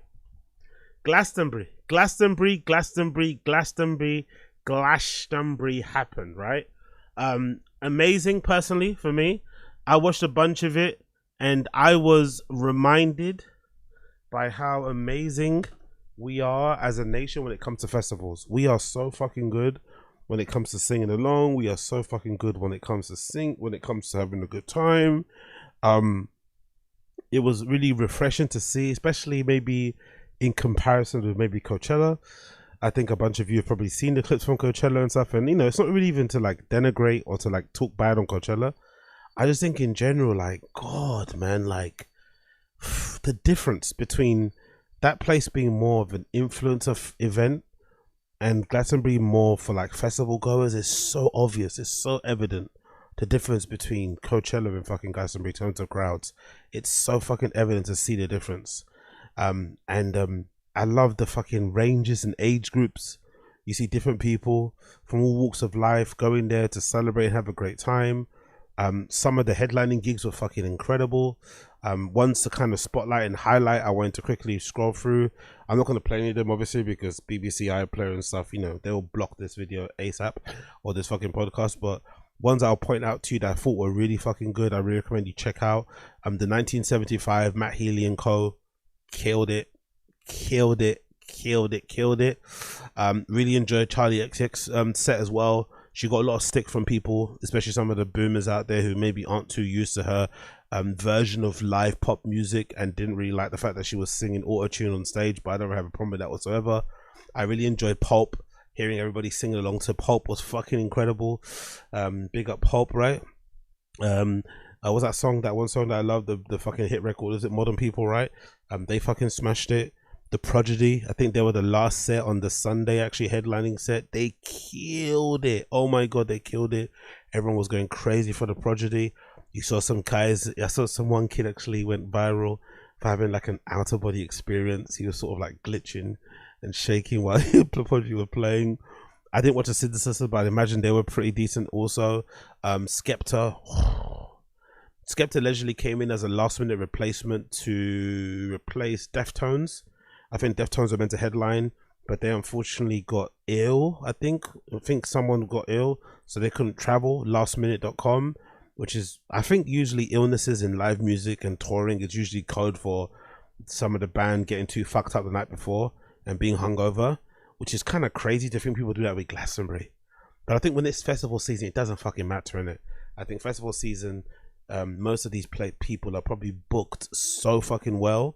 Each festival pays so fucking well that you probably can afford to, sleep in and cancel one or two big ones because you're going to get, 10 grand for 4 others coming up anyway, each. But Skepta killed it. It wasn't a long set. I think it was like half an hour from what I saw, the main one, but he killed it personally. I don't know if he was prepared to do that anyway. I don't know if did he perform before? I don't know if he performed in general, or if that's the only set he did. I'm not too sure entirely, but I do remember seeing him perform on stage. He killed it. The fans went fucking crazy. It was great to see like a quote-unquote hometown hero kind of doing his thing on Glastonbury. So big up him. Who else I see here for the main headline sets? I didn't see him Vogue, and that's it from those ones. What else I saw? Pop Perfection. Oh, let's do Electronic. I did enjoy, what's it here? So I watched quite a few here. I did really enjoy Fortet. I'm a little bit of a Fortet skeptic, I'm not gonna lie, but I really do enjoy the breadth of his sets, the kind of journey he goes on, the range of music and styles he plays. Oh, Caribou, I've not watched too much of it, but a lot of his own productions, I enjoyed that. Overmono as well, from what I listened to for the first couple of minutes, was really good as well. But definitely shout out goes to fucking Fortet. Unfortunately, a lot of the really good sets from the really good DJs we don't really see. They don't get live streamed because they happen in the tents. I wish we could get a live stream of the, what's that one tent in Glastonbury? Is it Downlow, yeah. I think it's a NYC Download tent or something. That's fucking great. So I wish we could see more of that, but we don't see a lot of that, unfortunately. What else is it? On the wind down. Oh yeah, on the wind down. Wow, bro, how inspiring. Big up Green Tea Peng. Big up Blood Clot Green Tea Peng. Yo, I know this girl, man. Like, I used to go, well, out. We used to be in the same place a lot. The Alibi in particular, and obviously Visions as well, nightclub in Dawson. Big up the Alibi, the legendary basement bar out there in Dawson. RIP to the Alibi, and Visions too. RIP to Visions. But mainly I met her in the Alibi. Green Tea Peng, a lovely girl. I'm not gonna lie, I don't know if she started singing recently or she always sang and I didn't know. But it's always been a surprise. Whenever I see her name mentioned, like, wow, she makes R&B. I didn't know she makes music. But it makes sense though. She's got a very, in real life, she's got a very sultry, raspy voice. So it makes sense that that would lend itself to good singing. She's a very eclectic, interesting, weird, ephemeral type of person in real life. She definitely gives you a lot of kind of Erykah Badu kind of energy. From what I remember as well, because a lot of our nights in Alibi, especially during the lock-ins, were just fueled by fucking drugs and alcohol and shit. So I don't remember a lot of our conversations, but I do always remember kind of feeling good around her and stuff. She's always kind of had great positive vibes and whatnot. So it's been really good to see that she's kind of transitioned into being a full-time artist, and she's blown up over the last, I feel like 18 months, maybe more. And suddenly I see her fucking on Glastonbury. Do you know how fucking inspiring that is? Somebody that you were like racking up lines with, like sharing baggies or whatever else, allegedly, right? Allegedly, in the fucking Alibi. I don't want to put any dispersions on the name, right? Someone that you were fucking, you know, with back in the day in the scene has now gone on to become a legit artist. Like, that is so inspiring. Definitely kind of shows you can come from anywhere and suddenly, you know, you're on that sort of stage. So that's fucking cool to see. So big up Green Tea Peng. I watched quite a bit of her set, got 15 minutes left, and I really enjoyed it. I love that kind of, you know, version of R&B that she makes anyway. I think they're describing it as psychedelic R&B. Whatever it is, it's fucking great music. So big up Green Tea Peng. She was really awesome. What else do I see on there? I didn't see anybody else there, did I, from this list of people? Maybe I might check out Georgia Smith. Actually, I'm curious to see what she sounds like live. I've never actually seen her. And who else was there as well? Beats and Bars. Oh, Beats and Bars. Parsilu. I enjoyed Parsilu's set. The standout one from the fucking hip hop type people, Busta Rhymes. The standout was Busta Rhymes. Oh my god. His hype man, one of the best hype mans of all time. The set in general, with Busta Rhymes being a 55 maybe plus year old man, with the tunes being as hype as they are, like, he did a really good job of his breath control, with his stage presence, and to really direct the crowd. He had the crowd in the palm of his hands, singing along to every fucking track. Like, honestly, Glastonbury's booking is so good. They have a really good mix. Like, again, I don't listen to this Loyal Kana kid, but he's really popular here in the UK, but he's fairly young. Like, that's a really good representation of how they book really well at fucking Glastonbury. They've got Busta Rhymes and Loyal Kana performing at the same festival. That is range, right? That is a real range, and it kind of brings a whole different crowd out. You see a lot of boomer kids who maybe know some of Busta Rhymes' songs because they've gone viral on TikTok. You see a lot of kids that like Loyal Kana, maybe not knowing Busta too much and then going over to listen to him. So I love that whole mix. And then whenever the camera would pan to the crowd, you see the range in ages. It's really, really, really nice to see, especially when I see most festivals are, you know, inundated with fucking young people, which is good, don't get me wrong, but it's just, I don't know, man.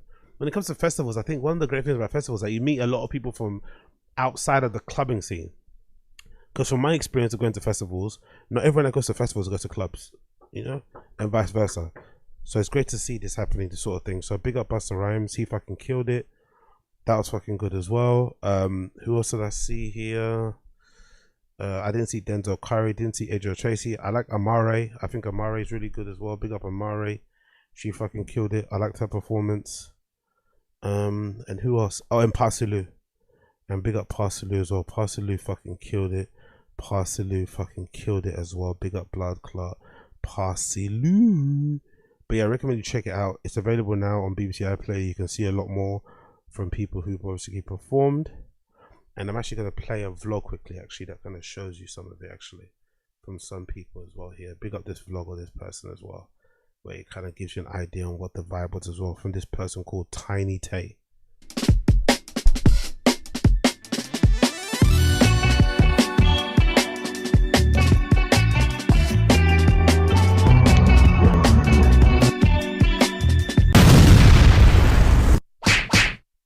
So we're in now.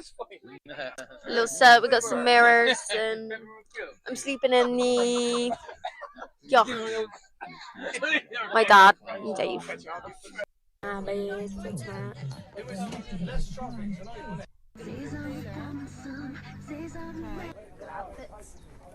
whole entire family.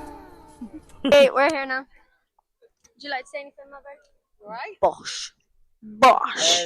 There's lots of food to try and lots of things to. This is one thing I love about Glastonbury. Looking from the outside in, I do really like the family vibe about it.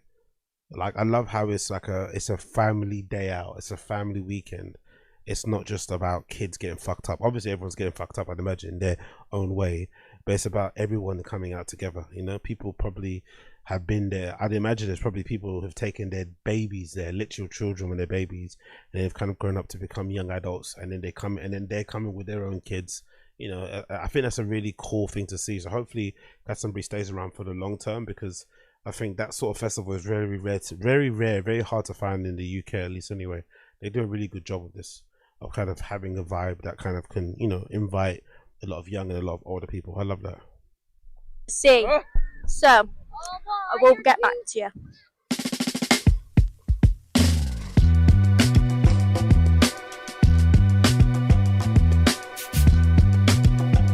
Hey. What? What? Welcome to my vlog. I'm Taylor. The I'm vlog. Taylor the creator, and I'm a drunk. Let's say it for the vlog. Hello, I'm in the healing fields. We're trying to get Sinead healed.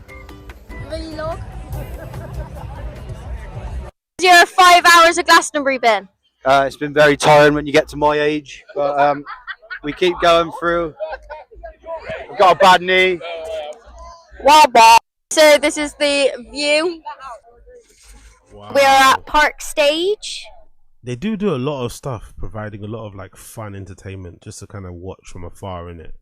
That is way more than just the festival stages. Like, you could probably go to Glastonbury and just enjoy all of the fucking sights and sounds apart from people performing.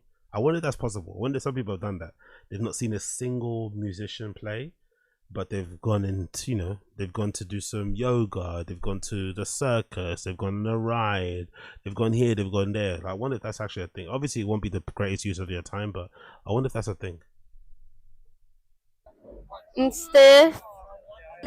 Hello viewers, chilling in the hammock, Glastonbury, look at the view out there, showing the view. Lovely view. So we're on a little mission. Me and Mum, she's at the toilet right now. Disgusting. What the HECK is Jesus this? Christ.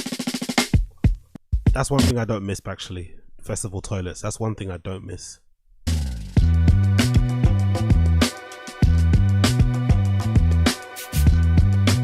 Right, so I'm getting dressed now. Go to certified yapper because I am. That's definitely a British person's place, isn't it, right? That is definitely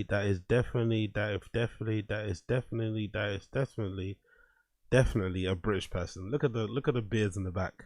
Cruz Campo box of beers. I love it. I fucking love it. I've had a good day. I'm really hungry, so I'm gonna get a bacon sandwich down there. Look how cute my hair is, girl. Wow! I feel good. Check, everybody. Check today. Wearing.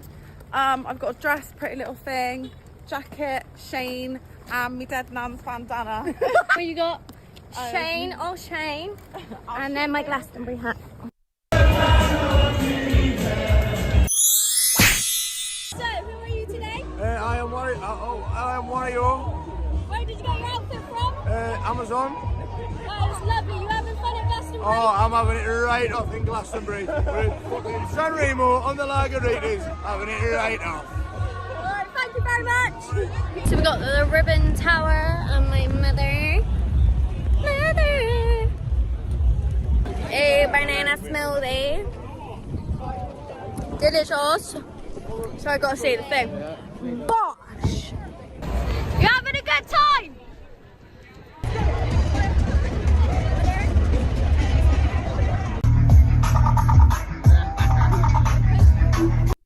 I don't know, like, growing up as a white person must be so fun, innit? Like, imagine going raving. Imagine going to a festival. Forget raving. Imagine going to a festival with your parents. Like, the white experience must be so fucking fun and weird and bizarre to be like out in the festival, getting fucking lit with your fucking mum and dad and your mum and dad's friends who are also kind of like, this girl looks kind of young. And their parents look fairly young too, so I'm assuming they probably had her when they were like in their early 20s, so they're probably like in their late 30s, early 40s. She might be like, what, 17, 18? So you get to see her parents, like, you know, maybe do a little bit of acid, maybe have a bump or two. You might do a line with your dad. Like, that must be an interesting experience, isn't it? It must be kind of cool. The weird thing about people like this, these type of people who get this out of this, or who go through these experiences and get this out of the system early, usually end up being way more well adjusted than I would be, because I got this stuff.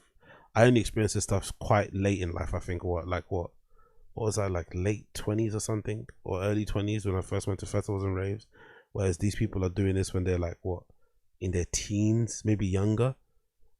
Must be kind of cool.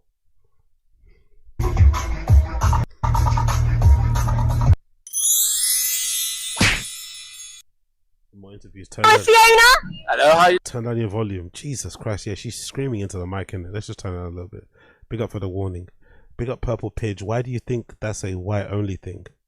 Purple Pidge, let me ask you a question. What black or brown person or non-white person do you know that's ever gone out raving with their parents? Please tell me. I don't know a single person that's not white that's been out raving with their parents, let alone to a festival. So if you know some of them, then you're unique and special. I don't know any. You did. Where'd you get your outfit from? That's a great Amazon, to be honest. I make sure Amazon and just different bits and bobs. You look amazing. Are you having a good Glastonbury? I'm gonna have a great Glastonbury. What's the weirdest thing you've ever seen at Glastonbury? Oh my god, the weirdest thing. So everything's pretty much run of the mill. Because when you come here, you suspend reality, don't you? Like, It's weird.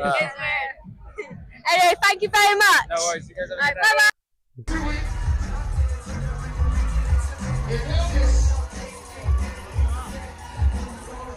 Update, we just been in the temple. It is so but yeah, it's raining like a tad bit. Purple Pidge, no, I don't have any white friends that have done that either. Fair enough.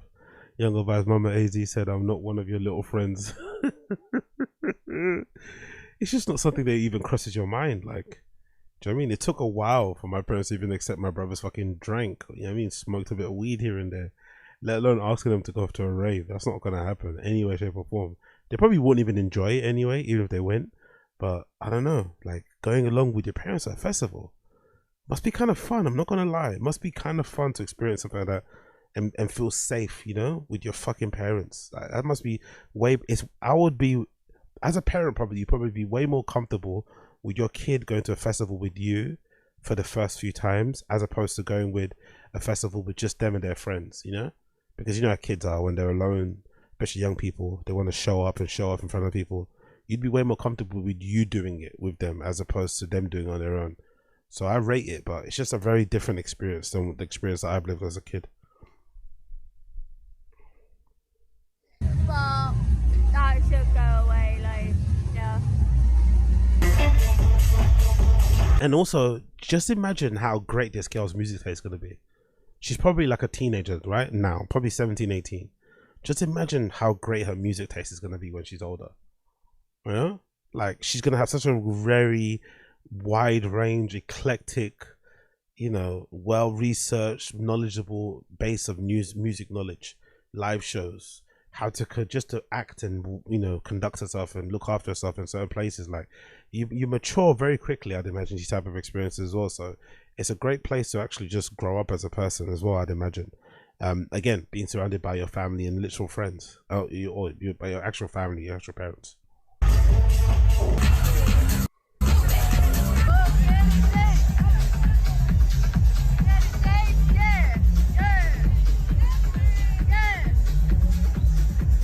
I'm about to lose my Duolingo streak and there's no internet.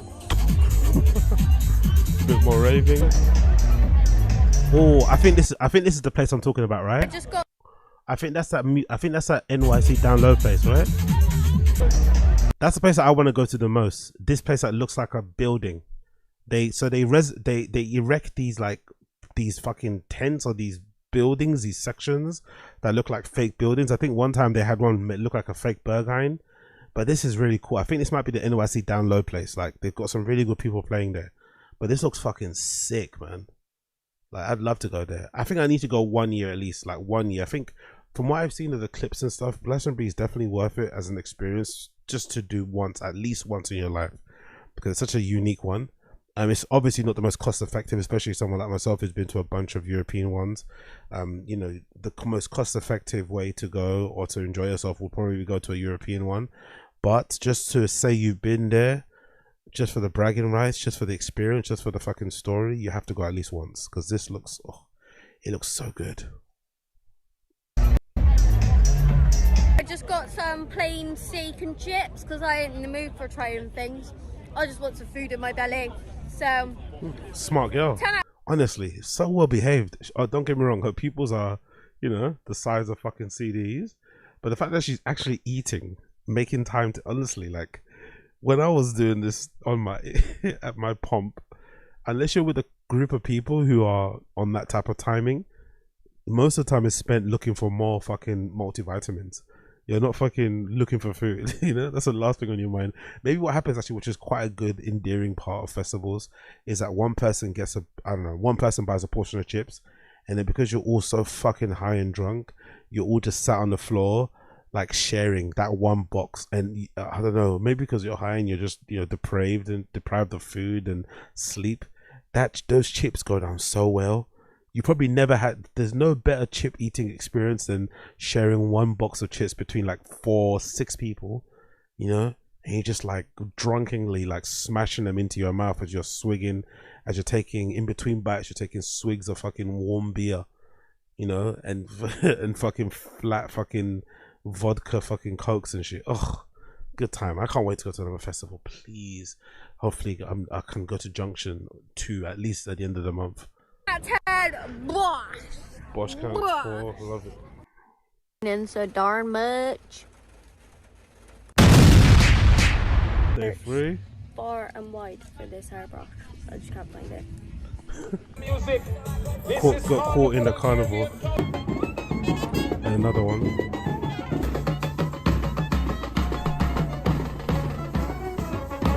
Okay, so I got my pizza. Pizza sandwich. That looks decent. That pizza looks good. Bosh. I wonder how much that pizza was though. Probably like 20 quid, right? That pizza. Probably £20. Dream job. Seeing some people. yeah, they got your full credit. Honestly, like give me this crowd over like the regular crowd you see at Fold and other nightclubs and stuff. Like I love going sometimes, but sometimes it's just like the same person, the same characters, the same avatars, the same NPCs, everyone wearing the same fucking boots, the same chokers, the same harnesses. Look, I listen to the same music, they dance the same way. I much prefer it when you went to rave back in the day and there was a wide range of people, a breadth of fucking ages, of experiences, background, race, colors and creeds. Now it's just the same old type of races, you know? Like, I love it, don't get me wrong, I love being a part of the fucking queer army stomping around on the dance floor, but I wish there was more fucking diversity on the dance floor. Is it update to the vlog? We're currently seeing Endos. I don't know if you can see that. But yeah, it's so busy here now. Another observation, I also love these fucking massive, super high flags they have dotted up around the place. It kind of gives the place a bit of atmosphere in it and vibes. I love that. I'm not gonna lie, it makes it look really colorful. Very kind of you know, unique, special experience. I kind of like that. I'm not gonna lie, it gives it a nice little feel. These random flags. I'm sure there's a reason why they're there, but they add to the actual overall atmosphere and ambiance. Yeah, I'm just wearing got my sparkly leopard print shorts and it's got I don't know where I got it.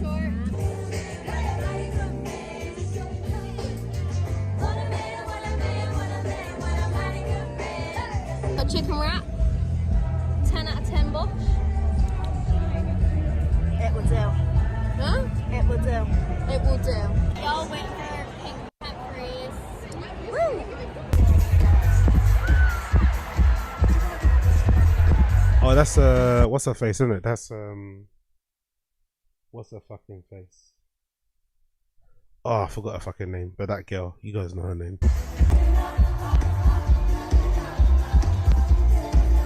Oh, she's right at the front. Nice. I'm so sweaty, but I'm literally gonna have to wear those 80 sweatbands because what the heck is this camo? Such a cool wristband too. I'm not taking it off for a while to get, and I used to do that before, like went to Primavera, downloading stuff, wearing the wristband, and people would look at you like an idiot. Now things have changed. I think post-COVID, I think people won't treat you like an idiot or think you're a dork. But when I used to keep my wristband on for way longer after the fucking event, people would kind of, you know, take the piss out of me and shit. But now I think it'd be a kind of badge of honor, like, oh shit, you went, you know, you went to the fucking event. Well done, bro. You know, especially because people don't get to experience these type of things anymore, or whatever. I think they live vicariously through you. So I'm definitely keeping on that wristband if I get one. I'm definitely gonna try and go one. Yeah, swear to God, it looks fucking fun, man. And it kind of marks the beginning of the festival season too, especially Europe anyway, I think. I got the official Glastonbury merchandise and I got a hot chocolate as well. We're heading off to Arcadia now with like all the lights. So I am an alien. Got my alien socks as well. Okay, so I've got. I think it helped because they came. It looks like they came in a van with her parents, right? Or they live in a camper van, so I think they're able to take a lot of stuff because she's got a lot of change of clothes.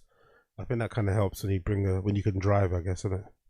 Korean barbecue is like sweet chicken, something bites, and kimchi. I don't know, I never tried it. Big up Max Fisher. Who's this girl? I don't know, just a random girl on YouTube. I found her vlog. No idea who she is. Her name on YouTube is Tiny Tay. Tiny Tay. The chicken bites are very good. I tried the kimchi. I didn't really like it. It was very like onion based, but the chicken bites are good. And Isn't that the whole point of kimchi? Big up her. I fell asleep in the sun, and I feel like you know that thing when Patrick and SpongeBob are like in the light. Like, I just had a nap in the sun, and I oh, what the heck? That's from my necklace.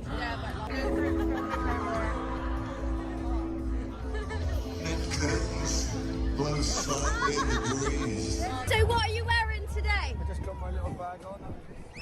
Stolen Lego bag. Stolen child's Lego. Pick yourself a little kid.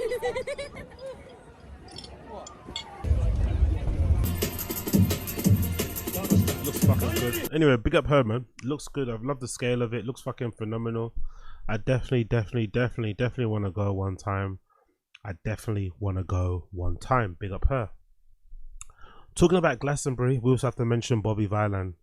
Bob Vylan was the talk of the town for his Glastonbury, or for their Glastonbury performance, where they shouted out some very powerful things while they were on stage regarding their dislike of the IDF, dislike of Zionists, and just basically rallying behind the Palestinian people. And some people didn't receive it too well. When I mentioned it previously on the Random Show, I felt as if, although what they said was a little bit spicy, right? I did think it was appreciated and probably very radical, very punk, very brave of them to do so, especially when you consider the fallout. And the fallout being, according to the Hollywood Reporter, they lost their visa, they got dropped by their agent, UTA, and I've also read an article where they've been dropped by another festival, I think in Manchester somewhere. Yeah, there's another headline here courtesy of Sky Sports, or Sky News, sorry, that says that they were meant to headline a festival in Manchester and they've been dropped from that as well. So this goes to show you just how risky it is for a lot of these artists to come out and be vocally pro-Palestinian, anti-IDF, anti-Zionist and shit, or maybe anti-Israeli government, because it can legitimately cost them their career. And I mentioned previously in the Random Show that I do find it kind of weird how there's such a small group of people, mainly Israelis, have such a fucking big influence on the music industry at large, and that applies to dance music, nightlife, clubs and shit in my area of expertise, and also in other genres in terms of live music.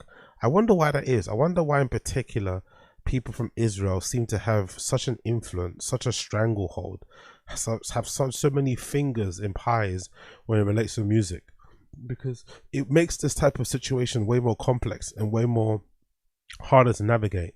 And since all this stuff has gone down with Bobby Vylan or Bob Vylan, however you fucking pronounce her names, it's made me now understand and appreciate or have a lot more sympathy with artists who don't want to speak up. Predominantly somebody like a DJ Khaled, who maybe is the worst example because he's actually from Palestine. But I understand why some artists are resistant or hesitant to speak up for Palestinians, or to speak for a ceasefire, or to call out Zionism or whatever it may be. Because as you see with the Bobby Vylan thing, their whole careers, everything they've worked hard for is on the line and in jeopardy because of that one comment they made on stage. Like, it's pretty crazy when you think about it. So this is courtesy of the Hollywood Reporter. Bob Vylan loses visas, dropped by UTA following death to IDF chant at Glastonbury. The English rap punk duo Bob Vylan are facing significant backlash to their death to the IDF chant from Glastonbury over the weekend, with the State Department confirming on Monday it revoked the rights of the US group's visas. Meanwhile, a source confirms to the Hollywood Reporter that United Talent Agency has dropped Bob Vylan following the controversy. The quote here says the State Department has revoked US visas for the members of Bob Vylan in the band in light of their hateful tirade at Glastonbury, including leading the crowd in death chants. The State Department and the State Secretary of State Christopher Landau wrote on X, "Foreigners who glorify violence and hatred are not welcome visitors to our country." It's just funny when you think about, just the other day there was reports coming out that the Israeli government, the IDF, had launched bombs and killed several civilians in a cafe in Palestine.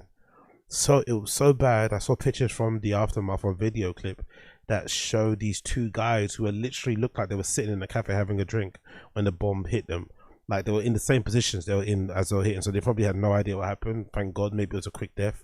But it was so fucking heartbreaking to see these two guys clearly just, like, you know, sitting down, having a chin wag, enjoying a nice coffee in a coffee shop, and then boom, the whole place comes tumbling down. The other day I saw another video clip of I think a hospital got bombed, and I saw volunteers that were picking bits of people's remains off from the roof of this hospital. I saw somebody pulling down a leg or something, like horrible things. That one image that's still in my head of I think, is it like a family walking across like an open plain. I think they're carrying watermelons. I don't know what they're doing, and some sniper shoots them from mad far. Headshots like 2 of them, kills them right there on the spot. So it's really fucking crazy, really fucking interesting to see all of these people you know, coming out and condemning this group and being so quick to revoke their visas and punish them for these, you know, death chants, which, again, if you've got a reason for that, I guess maybe the death chants went a bit over the edge. Maybe Free Palestine is one thing, but, you know, saying death to anybody, any group, even if it's a fucking military force or military in general, people are not going to be too happy about. But if you're so quick to do that, then why are you not so quick to condemn the death of innocent civilians? Like, what's going on? Why are we talking about that? Why aren't we highlighting or talking about the deaths of innocent civilians? That was really troubling to see. So that kind of broke my heart, I'm not going to lie. That really fucking broke my heart. And like I said, I have a lot of sympathy now and understanding for artists who are more hesitant and not very quick to jump and say anything about this situation, because you could legitimately lose your entire career. I know myself, you know, trying to become a DJ and shit, just how important people say people like agencies are. I'd imagine a lot of work. You probably get a lot of like bookings just because you're represented by an agency, just because you got a booking agent who maybe gets a lot of inbound requests, or they do a lot of work on your behalf, blah blah blah blah. Maybe they negotiate higher rates for you, but regardless, it's a very intrinsic, it's a very integral part of your journey as an artist to kind of go through, from playing in places for free to suddenly getting signed and getting an agency. So to lose such a big agency like United Talent Agency must be a big blow, and it's definitely going to affect them negatively, you would assume, going forward in their careers. But they're so brave, and and so steadfast in their resolve that he was willing to do so. So you kind of have to give those guys ratings for basically risking their careers to speak up for people who they feel like have no voice, who can't get spoken up about. And weirdly enough, like, you know, this sort of thing you'd hope maybe in the future could lead to some change. It maybe could contribute, could be one of the steps we take towards a ceasefire. Hopefully, fingers crossed, because as much as I don't like to share my opinions or sort of stuff, the thing that kind of breaks my heart is that I can kind of understand both sides. I can kind of understand if you're an Israeli and why you could be so upset about what happened on October 7th. But I feel like now, surely the scales have been balanced, maybe too much so. Surely enough bloodshed has happened to kind of correct and to kind of even up the numbers when it comes to deaths in terms of what happened at that music festival on October 7th. Surely now is enough. The whole of Palestine has been leveled. It's unrecognizable. And surely now is time for peace. Surely now there's a time to kind of come to the table and just try and figure out a solution where you can kind of get along, you know, and live in the same space or something, or share the same space. Because right now it's fucking tragic to see so many innocent civilians being killed, especially the ones who are going to pick up aid. Like, I don't know, if you're going to target Hamas, fair enough, but, you know, shooting and killing innocent civilians as they're going to pick up aid, like bags of rice and pasta and shit, it's like, come on, bro. Come on. As of Monday, Bob Vylan is no longer listed on UTA's roster as its website. UTA didn't respond to requests of comment. A rep for Bob Vylan couldn't be reached. The blowback comes from Bob Vylan's performance in Glastonbury, one of the most famous music festivals in the world. On Saturday, that broadcast on the BBC's Glastonbury condemned the chant this weekend, with the festival organizer Emily Evis writing on Instagram that she was appalled. Their chants which very much crossed the line, and we are urgently reminding everyone involved in the production of the festival that there is no place for Glastonbury anti-Semitism, hate speech, or incitement of violence. To be fair, that's true. Maybe that death to the IDF chant was a bit too spicy. It got the message across. Maybe that's a bit too much. Maybe you can say free Palestine and shit, but death to the IDF, you might as well just say death to Israelis. And I don't think it's fair to group Israelis with Zionist or Zionist with IDF or IDF. You know what I mean? Everyone should be kind of addressed individually as their group and shit, or as they identify, as opposed to kind of being generalized and swept under the same rung. But I could be wrong. In a statement to the BBC, it said it regrets not pulling the live stream for the performance. The BBC respects freedom of expression, but stands firmly against incitement of violence. The network said in a statement, the anti-Semitic sentiments expressed by Bob Vylan were utterly unacceptable and have no place in our airways. So I'm welcome with Glastonbury condemnation of the performance. But again, the message was said. The message got across. They can condemn it as much as they want, but they said what they said, and hopefully people heard that message loud and clear. And who knows, maybe as toxic and as unconstructive as it was, maybe it will kind of lead to some long-lasting change in the future. You never fucking know. The group's frontman, Bob Vylan, a stage name drummer Bobby Vylan is the other half of the group, defended the chant in his Instagram post on Sunday, writing, "I said what I said, teaching our children to speak up for the change they want to see.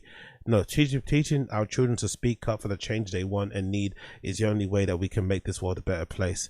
As we grow older and our fire possibly starts to dim under the suffocation of adult life and all its responsibilities, it's incredibly important that we encourage and inspire future generations to pick up the torch that was passed on to us."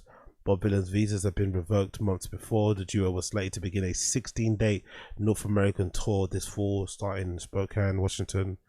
It's currently unclear what will happen with those shows, but assuming the visa issue will be stand by then, it will most likely be cancelled. Jesus Christ, bro. That's a lot of money. 16-date tour cancelled. 16-date visas revoked. Fucking hell. Bob Vylan's comments are just the latest in Israel's guard situation to stir controversy in the international festival circuit. Back in April, Irish rap group Kneecap, who performed at Glastonbury this weekend as well, had posted a "Fuck Israel, Fuck Free Palestine" message on the stage at Coachella, drawing criticism from Jewish music festival executives and groups. The group denied allegation of anti-Semitism, retorting that what we care about is the governments of the countries we perform in are enabling some of the most horrific crimes of our lifetime, and we will not stay silent. So big up Kneecap, big up Bob Vylan. Great to see them speaking up for people and standing 10 toes strong, and obviously, you know, putting a lot on the line, essentially risking their careers, risking future bookings, putting money on the putting, you know, food in the belly of their kids and shit, providing for their families. Like, God almighty, that's real bravery. Real fucking bravery. Especially when you consider, again, the outsized influence a lot of Israeli people have on the music industry. And the fact that they control big parts of it, from booking agencies, tour management, record labels, festivals and shit. It's crazy. So when you do say stuff like this, you know you're literally shooting yourself in the foot. And then obviously the most recent update, which is from the other day, says Bob Vylan is no longer to headline Manchester after Glastonbury controversy. Another fucking unfortunate situation to come from this. Punk rap duo Bob Vylan will no longer headline Radar Festival in Manchester. These are the leading chance of death to IDF at Glastonbury. The performance on the West Holt stage on Saturday was live streamed on BBC, leading to corporation to apologise. Avon and Somerset police announced on Monday that they had opened a criminal investigation after reviewing the footage of the performance at Glastonbury by Bob Vylan's Irish rap trio Kneecap Brother. Surely a criminal investigation should be opened up against the Israeli government, right? Surely you'd think, right? Maybe that's the one that needs to be opened. Maybe that's the investigation that we need to hear and see. Jesus Christ, these people are fucking utterly shameless, isn't it? Utterly shameless. The people that need to be investigated are the fucking foreign governments that are kind of perpetuating this fucking war in the first place, not people performing on stage, mate. The Metropolitan Police are now said to have launched a separate investigation after Bob Vylan allegedly called for death to every single IDF soldier out there. Okay. This is a little bit crazy, isn't it? Death to every single IDF soldier out there at King 1 month before, so yeah, he definitely said what he said with his full chest. Officers are investigating comments allegedly made during the concert at Alexander Palace earlier this year. Jesus Christ, they're investigating everything they've ever said, isn't it? The decision to investigate follows the emergence of footage which appears to have been filmed at the venue on the 20th of May 2025. The pair had supported Iggy Pop at the London venue. In a post on Instagram on Wednesday, the Radar Festival, which takes place in the O2 Victoria Warehouse in Manchester, wrote, Bob Vylan will not be appearing on the Radar Festival this weekend. The festival has not explained why the duo will no longer appear, which is on its lineup is now headliner TBC. In response, the group shared a festival statement on their Instagram story, adding the caption, "Silence is not an option. We will be fine. The people of Palestine are hurting. Manchester will be back." Fuck, man. Fuck. So fucking unfortunate that they're losing everything in real time because they're speaking up for people who have been oppressed, who have been slain, killed, maimed, literally victims of a genocide. Fucking crazy. They should be fucking lauded and heralded, really. It comes after the band were banned from the US. US Secretary of State Christopher Landau said the duo's visas were revoked for hateful tirade at Glastonbury. The band have also been pulled from up-and-coming performances at German music venue. Wow. In a statement on Tuesday, the duo said that they were being targeted for speaking up. They wrote, "We are not the death of Jews and Arabs and any other race of people. We are for the dismantling of a violent military machine." That's the key thing. We are not for the death of Jews, Arabs, or any other race or group of people. We are for the dismantling of the violent military machine, a machine whose own soldiers were told to use unnecessary lethal force against innocent civilians waiting for aid, a machine that has destroyed much of Gaza. The statement added, we, like those in the spotlight before us, are not the story. We are a distraction from the story, and whatever the sanctions are, will be a distraction. That's so true. Again, big up to Bob Vylan, big up to Bob, however you say it, Bob Vylan, Bob Vylan. Keep your head up, guys. Obviously a lot of fucking credence, a lot of fucking support goes to them, and hopefully they keep themselves on their feet, and this is not the end of their story. Hopefully they keep themselves on their feet, and this is not the end of their blood clot story. Fingers crossed, fingers and toes crossed. Talking about crossing fingers and toes, let's talk a little bit about the Diddy situation. So as you guys know, Diddy got found guilty, not guilty, sorry, of the main 3 charges, which were relating to sex trafficking and shit. I think the ones that he got found guilty for was prostitution regarding Jane Doe and Cassie, but the main ones that he was looking at real fair time were the sex trafficking, and he's been not found guilty on those charges. And I, for one, am not too surprised, I'm not gonna lie. I did think the charges against him were relating to sex trafficking, or the charges in general, the RICO especially, were too overcooked. They put a little bit too much salt on the rice for that one, to be honest. I think they probably overestimated the amount of evidence that they had with how it was reading the public, and eventually the jury anyway were able to see through it and see that, you know, Diddy might be a bad person when it comes to how he treated Cassie and other people, but in terms of being this like mastermind, kingpin, sex trafficker, human trafficker person. That's not him, really. I think a lot of people in there were willing participants and stuff, and a lot of some of the debauchery stuff they were going through. And again, just in general, forget what you think. I think the charges brought against him was really hard to kind of say without any doubt that he was who they said he was, prosecution wise. So I guess the jury had to go to a verdict of not guilty. According to a lot of people reports, he was very happy in the courtroom, sorry. He turned around and told his family he'll be home soon. According to the sketch, because there's no cameras allowed in the courtroom, he was on the floor, on his knees, praying, thanking God. I think he hugged someone. I think the guard saw him to hug his family, couldn't hug them, but he was really fucking happy, beaming the whole entire time. And yeah, man, I guess he should be, because he fucking beat a RICO. RICOs are not usually things that people beat in court. That's why they usually settle and go for a fucking plea deal. But when they take it to court, I think RICOs have like a 98, 99 conviction rate or something like that. Usually when they come after you, they've got all their dots, their I's and T's crossed, their I's dotted, sorry, their T's crossed. Especially if you'd imagine how fierce, New York courts are as well. So the fact that he won or he beat this RICO says a lot about resources, right? It says a lot about where this plays in the story. Similar a little bit to Justice Smollett's story, when Justice Smollett was exposed for that elaborate hoax lie thing that he got racially attacked, or he was a victim of a homophobic racial attack in a subway. I think that story proved to us, especially people from the UK and myself who are not in the US, just how important it is to have money and power and status so that you can hire some of the best defense to kind of like argue your case. Because he was obviously guilty of his crimes and got found not guilty. And I think in Diddy's case, I think he's definitely guilty of some crimes, maybe not the ones that presented, but he also was found not guilty of the main ones. And I think a lot of that comes down to having able to have the resources to afford some of the big lawyers. The Brian Steele guy from Young Thug's case, who helped him beat a RICO, was hired last minute too to help.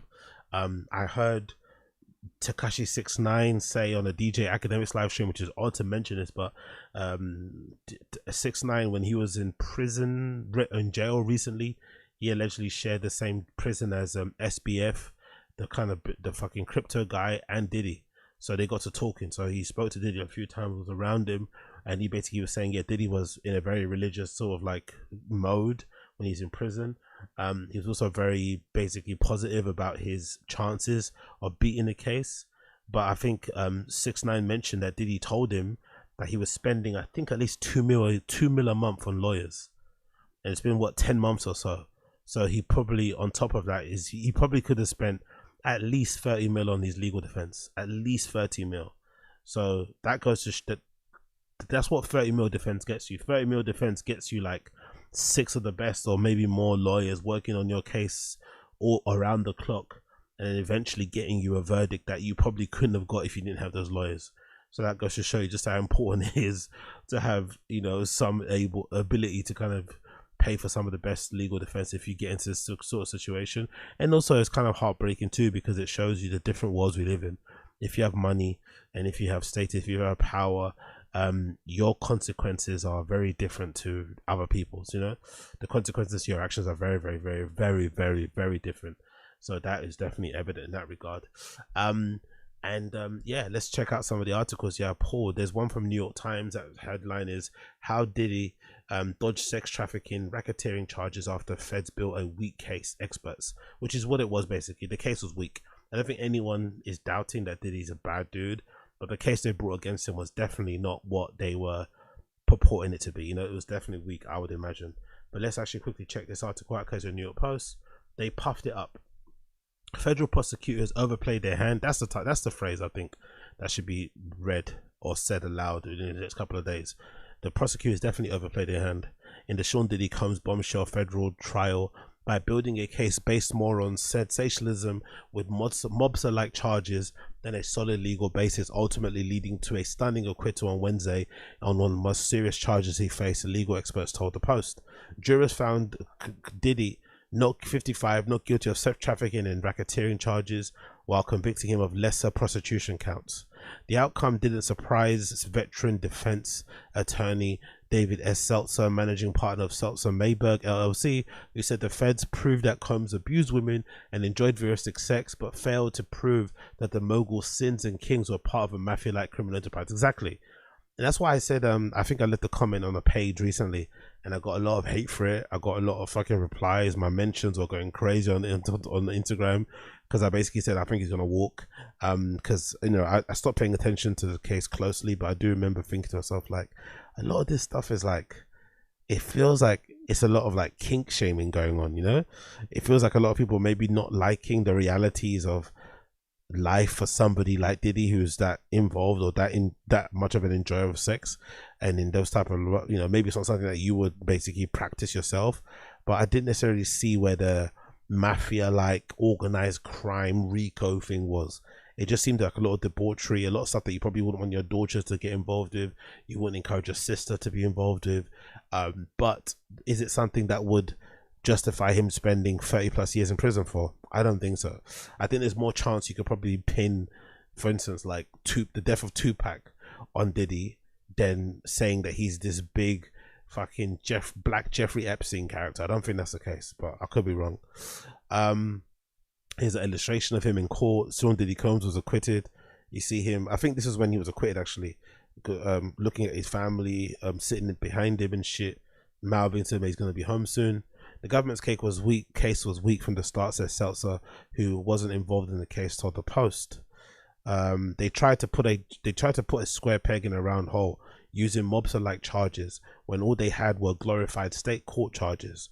Prosecutors pursued a racketeer, influence and corrupt RICO acts or RICO case against the Bad Boy Records mogul, alleging he used his business empire to conceal sordid crimes, including forcing his girls into deranged drug-filled sex romps he dubbed freak off. So essentially they were able to say his not guilty charge or verdict was that they don't doubt those things happen. There's accounts of it, people provided testimony of those things happening, but they just don't think he was using his businesses to conceal these things.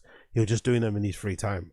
I think whenever they had somebody on the stand that was an employee of his, like his assistant, like quote unquote drug mule guy, it wasn't even that elaborate. It was just, he was the assistant and he was hired newly and he went to do whatever it took to impress Diddy. So if Diddy told him to go score some stuff, he would score some stuff. If Diddy told him to go hit, I mean, that's what it was essentially.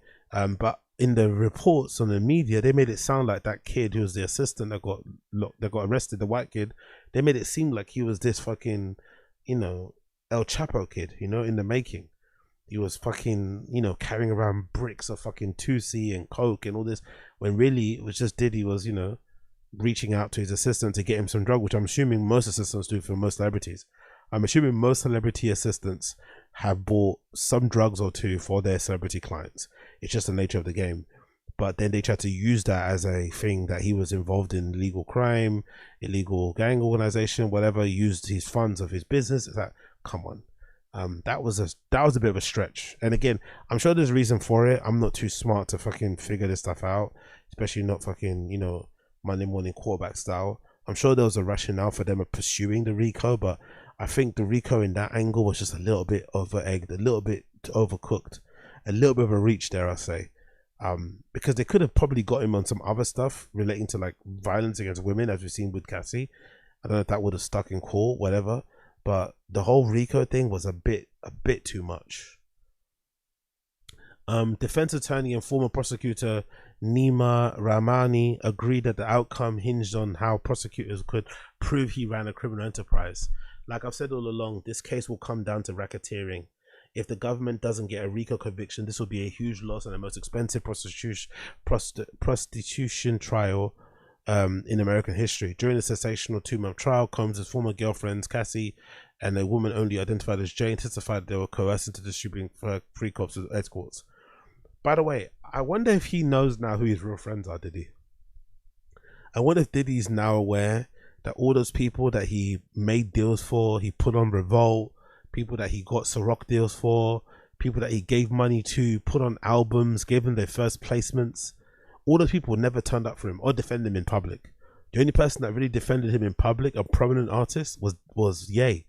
I know Ye's not the best person to defend you and stuff, and they had their own little beef, but Ye went to court Ye actually went to court and was there with Diddy, like defended him, kind of stood there.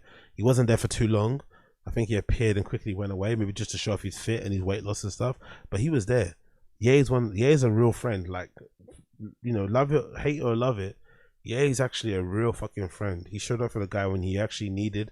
I'm sure behind the scenes, even, you know, he probably didn't have a lot of people reaching out. There probably were a lot of people returning his phone calls. Like, I wonder if now someone like a Diddy, would he let bygones be bygones and just be like, yeah, that's the game, I don't take it personally? Or will he now move differently in terms of having a gaggle of people around him all trying to suck from his clout? Because a lot of people were very quick to distance themselves from him when the allegations came out. And I think it was really weird because I think a lot of the people who did distance themselves from him publicly were the ones that you would assume were involved in the freak-offs. So it's like, how dare you? If you weren't involved at all and you were just in there for the music and the business, I get it. Save your career, whatever. But if you were there for the freak-offs, you're a bit of a piece of shit if you're now distancing yourself from him now that he's under fucking arrest and now he's in, you know, he's on trial. It's like, come on, man, have some loyalty, man. Have a little bit of loyalty for people that are gonna hold you down. But anyway, who knows? Who knows? Maybe it's a bit harder when you're there. But Nicole Brinicky, a New York's trial attorney, said the testimony indicated that Combs' ex-girlfriends appeared to have willingly taken part in freak-offs. Exactamente, especially during the voluntary participation, no matter how controversial, doesn't equal organized crime, says Brinicky. The prosecution's case fell apart because it was built more on sensationalism than a solid legal case, Brinicky opined. RICO charges require proof of ongoing criminal enterprise with coordinated activity by multiple actors, not just deviant parties and disgruntled ex-girlfriends. Exactly. That's the thing that I didn't really get from the prosecution's case against Diddy. It didn't really feel like it was an ongoing criminal enterprise with coordinated activity. It just felt like one guy that was very horny and a bit of a party, not a bit of a party boy, a super party boy, turbo party boy, you know, who had endless means and resources to fulfill his every fantasy doing so. It didn't feel like somebody that was trafficking people in from third world countries and it didn't feel like that whatsoever. Even all the freak of videotaping, filming stuff, it felt like, oh yeah, just him filming stuff to get his fucking rocks off, you know? Here's a picture of somebody outside the courtroom with a t-shirt that says a freako is not a RICO, which is a fucking crazy t-shirt to wear, to be honest. Add to the lack of paper trails, cooperating witnesses inside the alleged enterprise, quote unquote, and any other hierarchy of criminal role, you're left with a smoke, but no fire, and not guilty verdict follows. David Schwartz, a New York City-based trial attorney and former prosecutor, agreed that the prosecution charges were the strongest. The case was overcharged, and the jury got this one exactly right. Yep. Okay. What was said here? Sean Diddy's Tom's trial. Here's some major. Of course, we saw the major moments. We know what going here, right? Cassie accuses Diddy in November. I wonder if Diddy actually regrets paying her. I don't think he should, because I think the whole reason why he had to pay her anyway was because, if you believe the stories, Cassie went to his team, or Cassie's team went to Diddy's team before the story came out, or before the lawsuit, and said, hey, I'm going to write a book, you're going to be in it, and I'm going to basically expose what went down. And Diddy refused to pay. I think at that point it was 10 mil.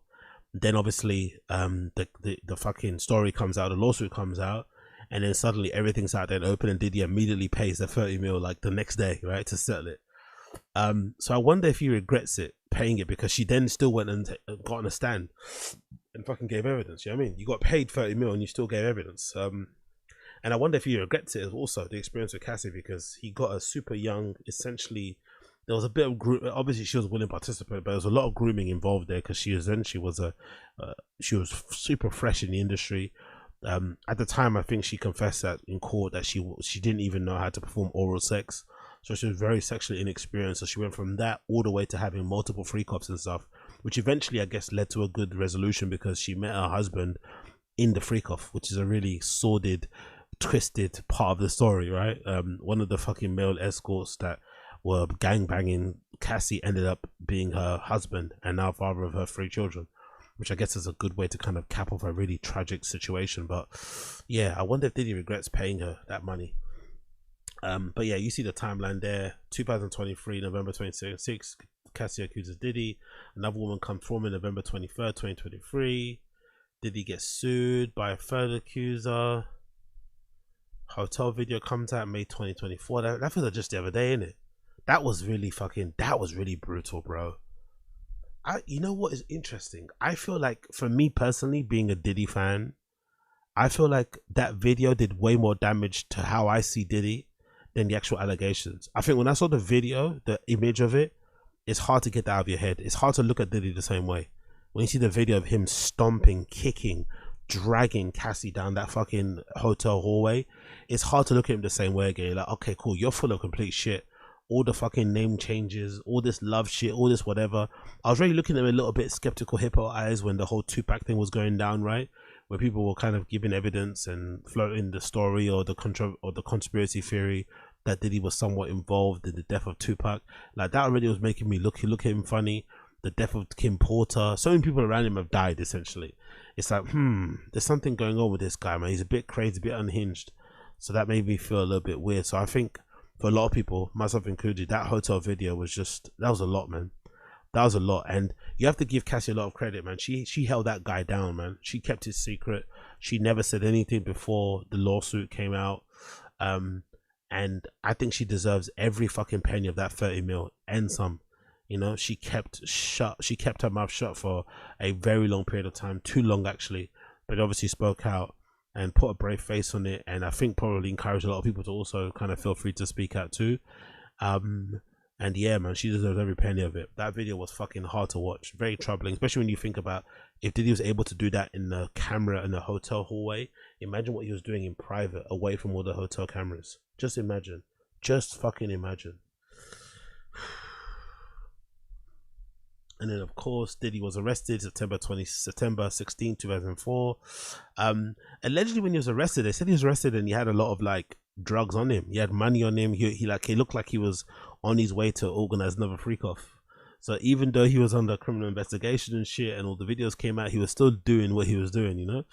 So he was probably in the throes of that addiction. I wonder if this time in jail, not being on drugs, being somewhat sober, has helped to clear his mind, and whether or not we'll see a more calm, level-headed, measured, you know, introspective Diddy and less of the hedonistic shit. Or will he just be outside still fucking shaking his rumper in fucking Ibiza? I wonder, man. I'm really, really curious to see what's going to happen.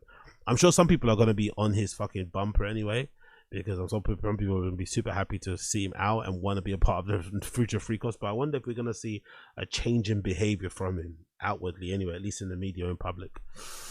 Obviously the jury is set, other timelines. Let's read the rest of the article.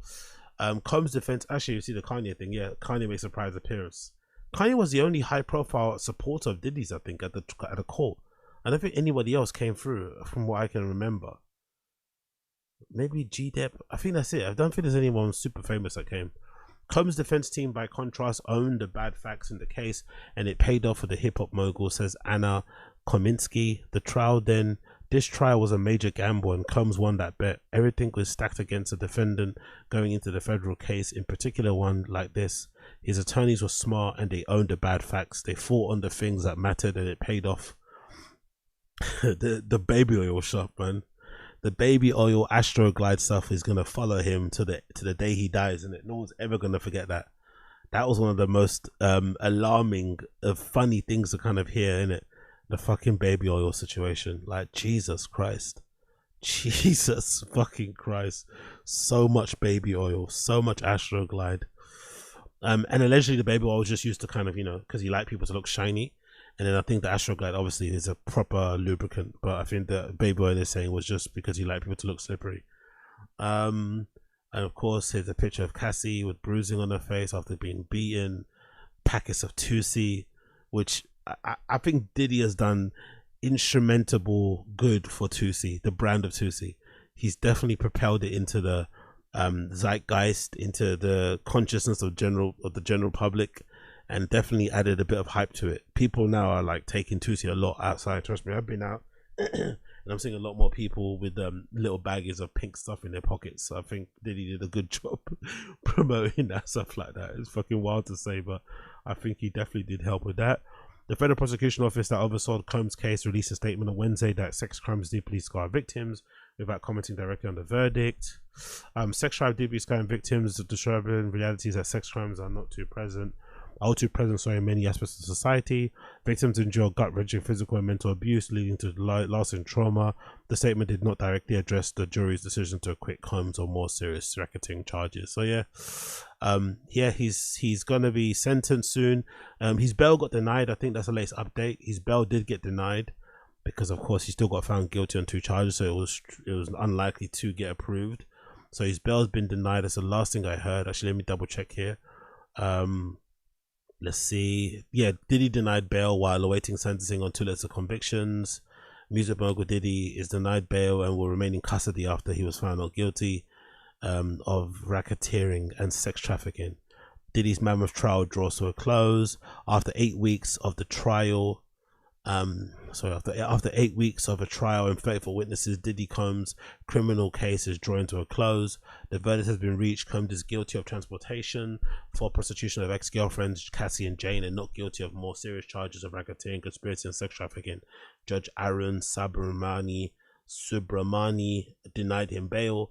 Supporters waiting to see him walk out of court were left disappointed and will be returning to a Brooklyn jail. He now faces 20 years in prison and is expected to be sentenced on the 3rd of October. Oh, still a long time, innit? I guess he's happy. I guess it's probably a much different stay now in jail, knowing that you're not guilty of the more serious crimes of racketeering and sex trafficking. But being in there until October is like, oh, that's like what? July, August, September, October, 4 months. Brutal. Not including whatever he will get in sentencing. I heard some people say he might get a year, and then obviously there'll be time served, so you get that straight away. But I don't know. That's still a long fucking time, and they're saying he faces 20 years in this article. If you see, the last few weeks we have witnessed a gradual undoing of one of hip hop's biggest icons taking a stand, where his ex-girlfriends Cassie Ventura and Anonymous Jane, who said that they were physically brutalized and forced into sex acts by Combs.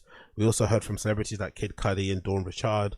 Others still, hotel workers, assistants, and makeup artists, say that they found themselves wrapped up in this world. The rapper had admitted to domestic violence, but always denied any non-consensual sexual encounters or large racketeering. Exactly. And that's the thing that I think a lot of people leave. Like, remember, he was getting accused of a lot of like R-word, isn't it? Like grape stuff, and so far we've not seen any evidence of that so far. We've heard of him being very kinky, very freaky, very horny, but not so much the force stuff.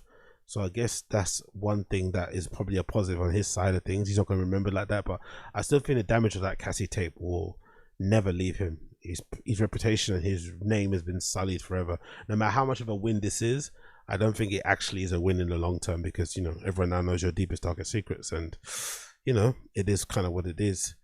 Combs is relieved, says Sean Combs' lawyer, following his he's thankful and relieved. The jurors saw through the overzealous and kind of crazy prosecution and did the right thing by acquitting him on the 2 serious charges. This was a colossal failure by the prosecution. Jesus, they're really drumming it home. Combs has a lot of time to reflect while in jail, and he's in a good place mentally, despite true. He should be in a good space, because that's a really good fucking result for him. How long could Diddy be sentenced for? How long for the 2 prostitution convictions?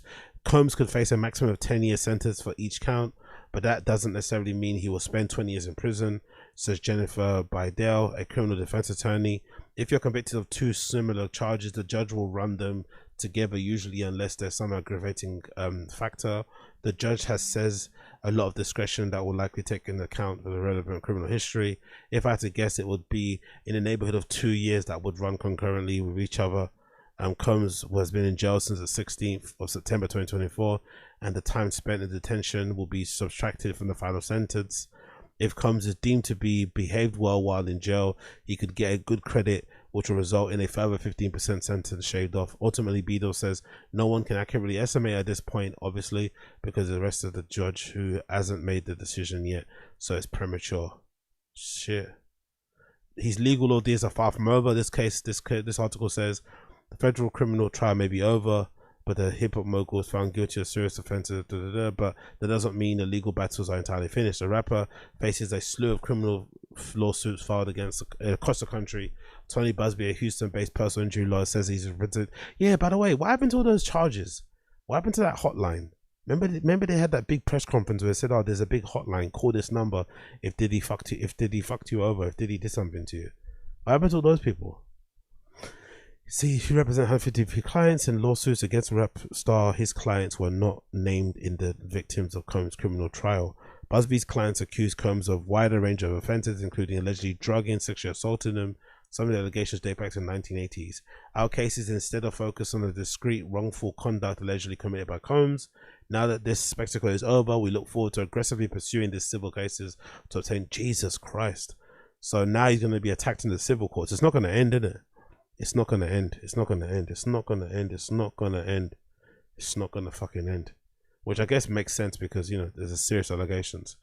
Let's kind of check out some tweets before we continue here. This is from Megan Cunniff. This is a letter from Cassie to the judge, basically asking that Diddy doesn't get released on bail, which is a pretty crazy letter to write, to be fair. But yeah, she definitely hates that guy. Cassie allegedly wrote to the judge and said, "Dear Judge," or Cassie's team, I guess, "we write on the counsel of Cassie to respectfully request that the court deny Mr. Combs to be released pending his sentencing on 2 convictions. Pursuant of the Bail Reform Act, detention is mandatory post-conviction of these charges, and Ms. Ventura believes that Mr. Combs is likely to pose a danger to victims who testified in the case, including herself, as well as the community. We thank the court for its time and attention. Respectfully submitted, Rated." So yeah, I'm guessing that obviously helped, but I'm assuming he probably was never going to grant him bail because he still got found guilty of 2 charges. If he got acquitted of all 5, fair enough, but you still got found guilty of 2. And they're pretty serious ones as well. And you already was a slight flight risk before with the money and the flying around. Because I still think he was on the run. I think he wanted to bail, but then his lawyers convinced him to stay. Remember, I think he was on his plane. He went to Miami or somewhere. I think he was half in the mind of going somewhere, but he stayed. Pick up the stream chat. "I had to leave. Why is not on the floor? He beat the RICO murder and neglects. Maybe the 4th time is a charm." Big up Purple Page. "I thought the Juicy got sent down. Did I get that wrong?" Big up Younger Babs. "Can we not say gang?" Big up Dundota. "I'm half convinced that Brian still can even get Lil Durk acquitted." No, I don't think so. Those are sex crimes have there's a bit of a interpretation, he said, she says sort of thing. When it comes to violent stuff and gun crime, I think he's done. Those are pretty black and white. I don't think Lil Durk's getting off that. If Brian still gets Lil Durk off that RICO, that's like he deserves to be in the Hall of Fame. But I don't think so. I think unfortunately RICO's done for. I think it's not RICO. Durk is done for, unfortunately. Free Durk, but I think he's done for. This is a video of Diddy's family leaving the court room, looking very, very, very, very happy as they leave, actually, which again, you can't blame them considering all they've been through, but kind of tasteless when you think about the things that Diddy was accused of. But hey, I guess when it's your dad, it's your dad. Okay, here they come, y'all. It's gonna get crazy. Here they come. Here comes the family.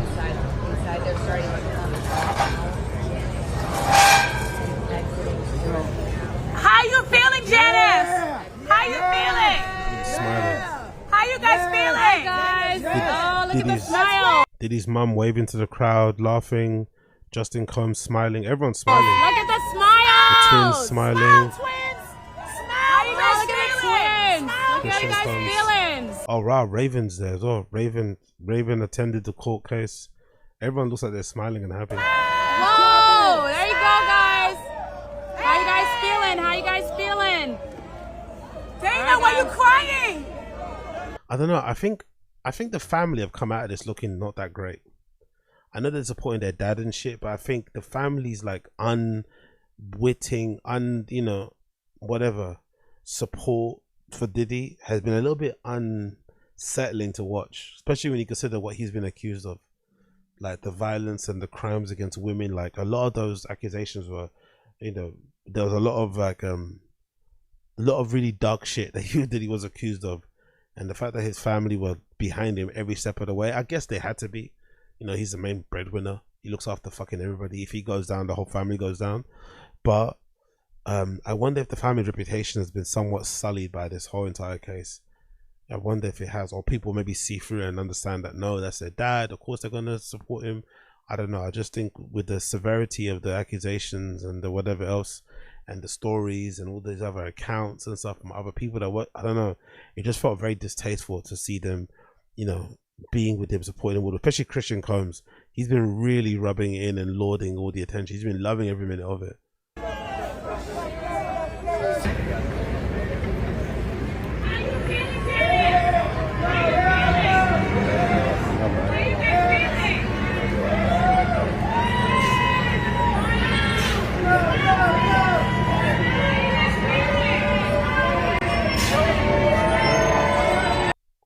Another video here.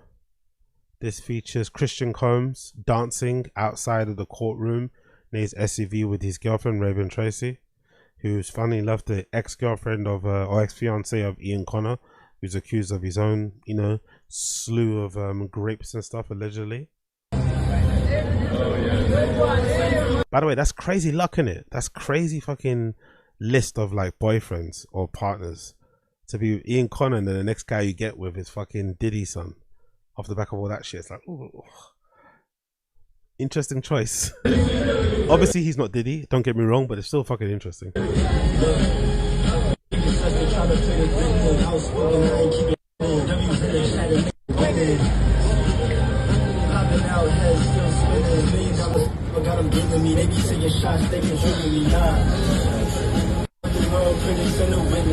Christian Combs has been super cringy about this whole thing. I think he released a rap tune recently too, talking mad shit. Like, I don't know, he's been really fucking, he's been very forceful in his defense of his dad, really fucking let his nuts hang, essentially calling out all the fucking victims, saying everything was kind of what, from what I kind of gleaned from the raps, basically saying everything was substantial, everything was fun, people turned their backs on it. You know what I mean? It's been very distasteful, very uncomfortable to kind of watch, but I get it. Again, it's your dad. But I'm curious to see what he will end up saying post release of his father and shit, or maybe he'll say something before he gets released. But yeah, he's out here and, you know, on the streets of NYC, outside the courtroom, dancing, having a good time and celebrating the fact that his dad is probably not going to be in prison for 30 plus years. He's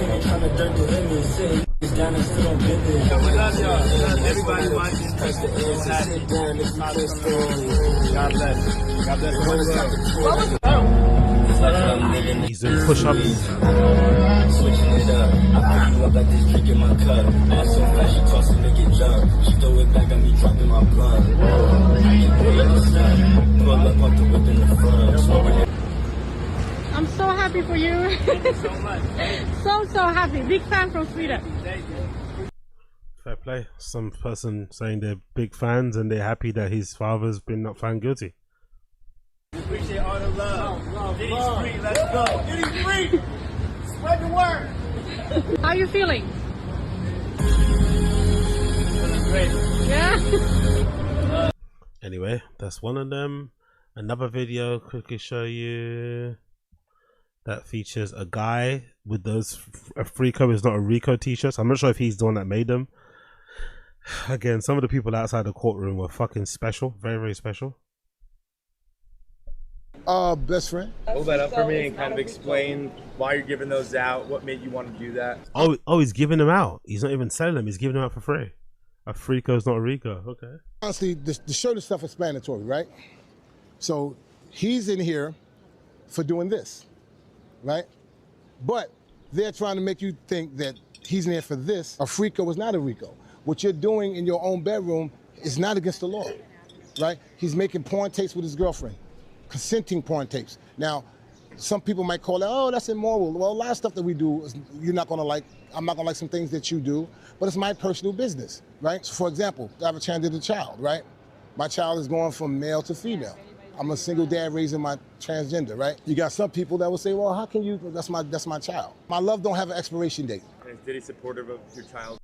Jesus, that's definitely so weird, isn't it? Such a weird, broken, backwards, ghetto way to explain or make sense of your kids being trans. Like, what does your kid have being trans have to do with Diddy being accused of rape and sex trap? Like, what?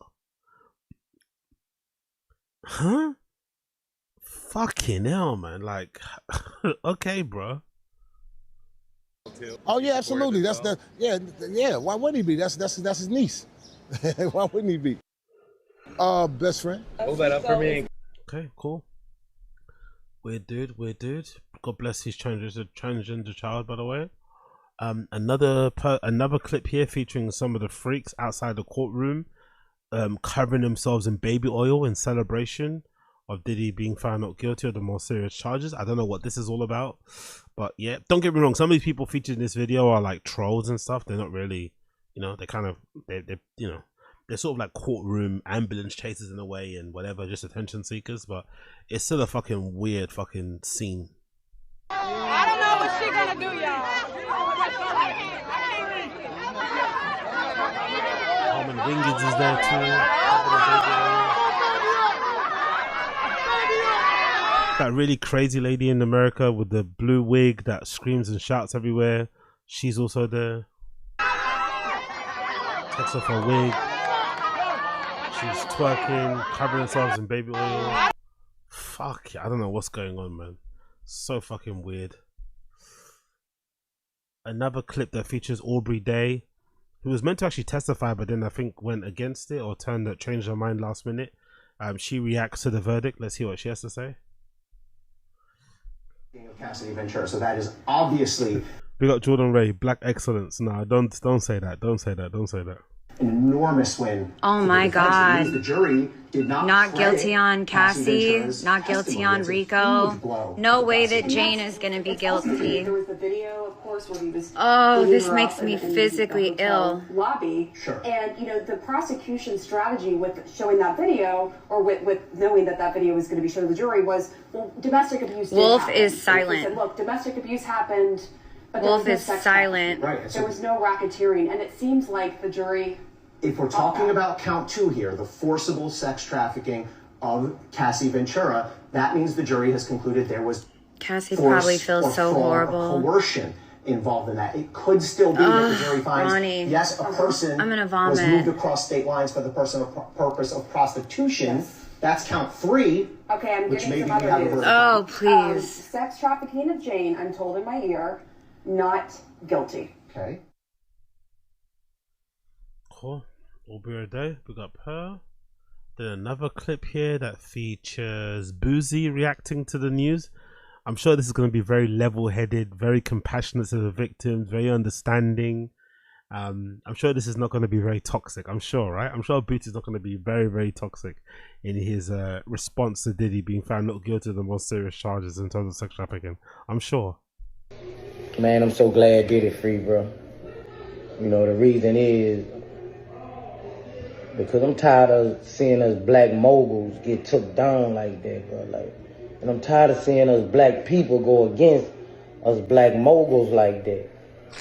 And I feel like if Diddy was a white man who done all this shit for people, you know, I know he ain't paid people, but if he done all this shit for hip-hop, if he was white, they would have had so many white people out there protesting for this man losing his life behind a relationship, you know. And people always was on Diddy's side.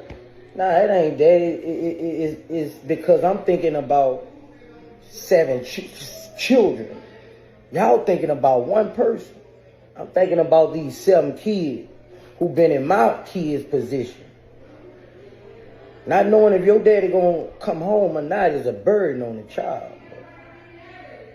So all y'all was like, no, I'm thinking about them damn children, man. So man, I'm glad he free, bro. You know, like I've been said, I don't feel he was guilty of nothing. You know, nothing but domestic violence. You know. Is that okay then? Is he just excusing the domestic violence part? Just skipping over the domestic violence part is perfectly okay. It's perfectly reasonable to jump on your woman's head in the fucking hallway and shit. This guy's a wild guy, man. But the court spoke, man, and man, I'm happy that dude children, man. I know his feeling right now, bro. I'm just happy for them children, man. So, you know, Diddy, sit your ass down somewhere. That's what you need to do. Grab Stevie J and your children and get the fuck on. Okay. There's Boosie's great opinion there regarding the verdict. Then we've got a video here circulating of Diddy's former girlfriend, Gina. That's one of the people that was meant to testify, but she changed her mind lastminute.com. That's one of the people. Yeah. Cool. Then we've got another clip here featuring Young Miami from City Girls, posting a clip of Justin Bieber doing the clock it thing, right? In response to the Diddy verdict, which some people didn't receive too well. People are really not happy about this. Young Miami was always going to be excited though, isn't it? She was always going to be happy that Diddy got found not guilty of the most serious charges, because she's definitely going to be the one that he'll probably go to first when he comes out. Because she, you know, she didn't get subpoenaed, I know, but she probably should have been subpoenaed. I'm surprised I'm so surprised that she was never subpoenaed or got in trouble, because she was the last confirmed public relationship that Diddy was in. She was threatening other girls with violence, basically, on behalf of Diddy, kind of. But she never got arrested for anything. I always wonder how she kind of got away with that.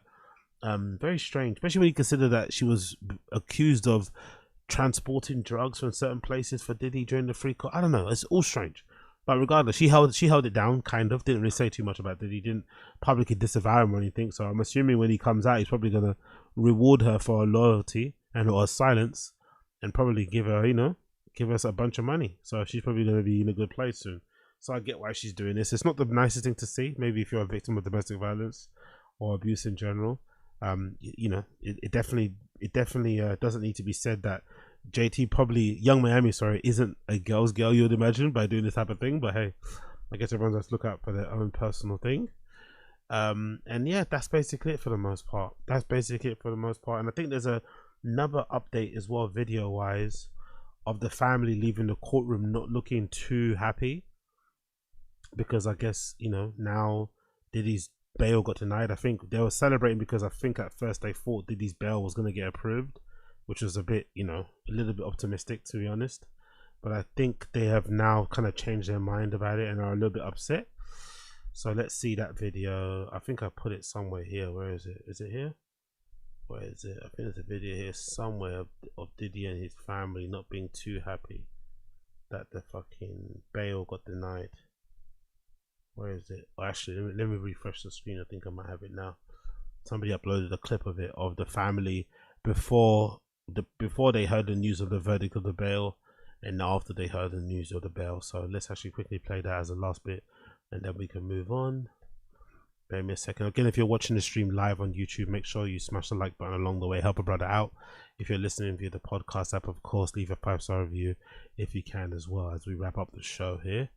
But let me just quickly get you this last bit of information before we leave. Random show happening again later on today. Apologies for the delay. I should have probably started later, but it's getting a bit late now, so I'll start it later on when I wake up. So random show later on when I wake up. But this is a clip courtesy of Bucci. It says the following: the Combs family after they heard the verdict for the first two videos, and the Combs family after they heard bail denied on the third video, LMFAO. So we saw the first video, of course. This is the third video after they heard the verdict, the bail had been denied.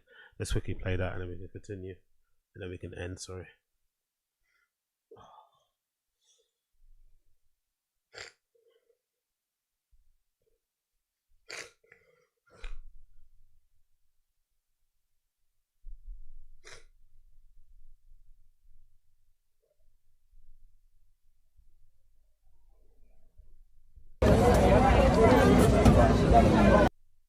How are you guys feeling?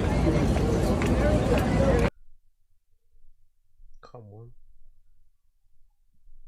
There you go.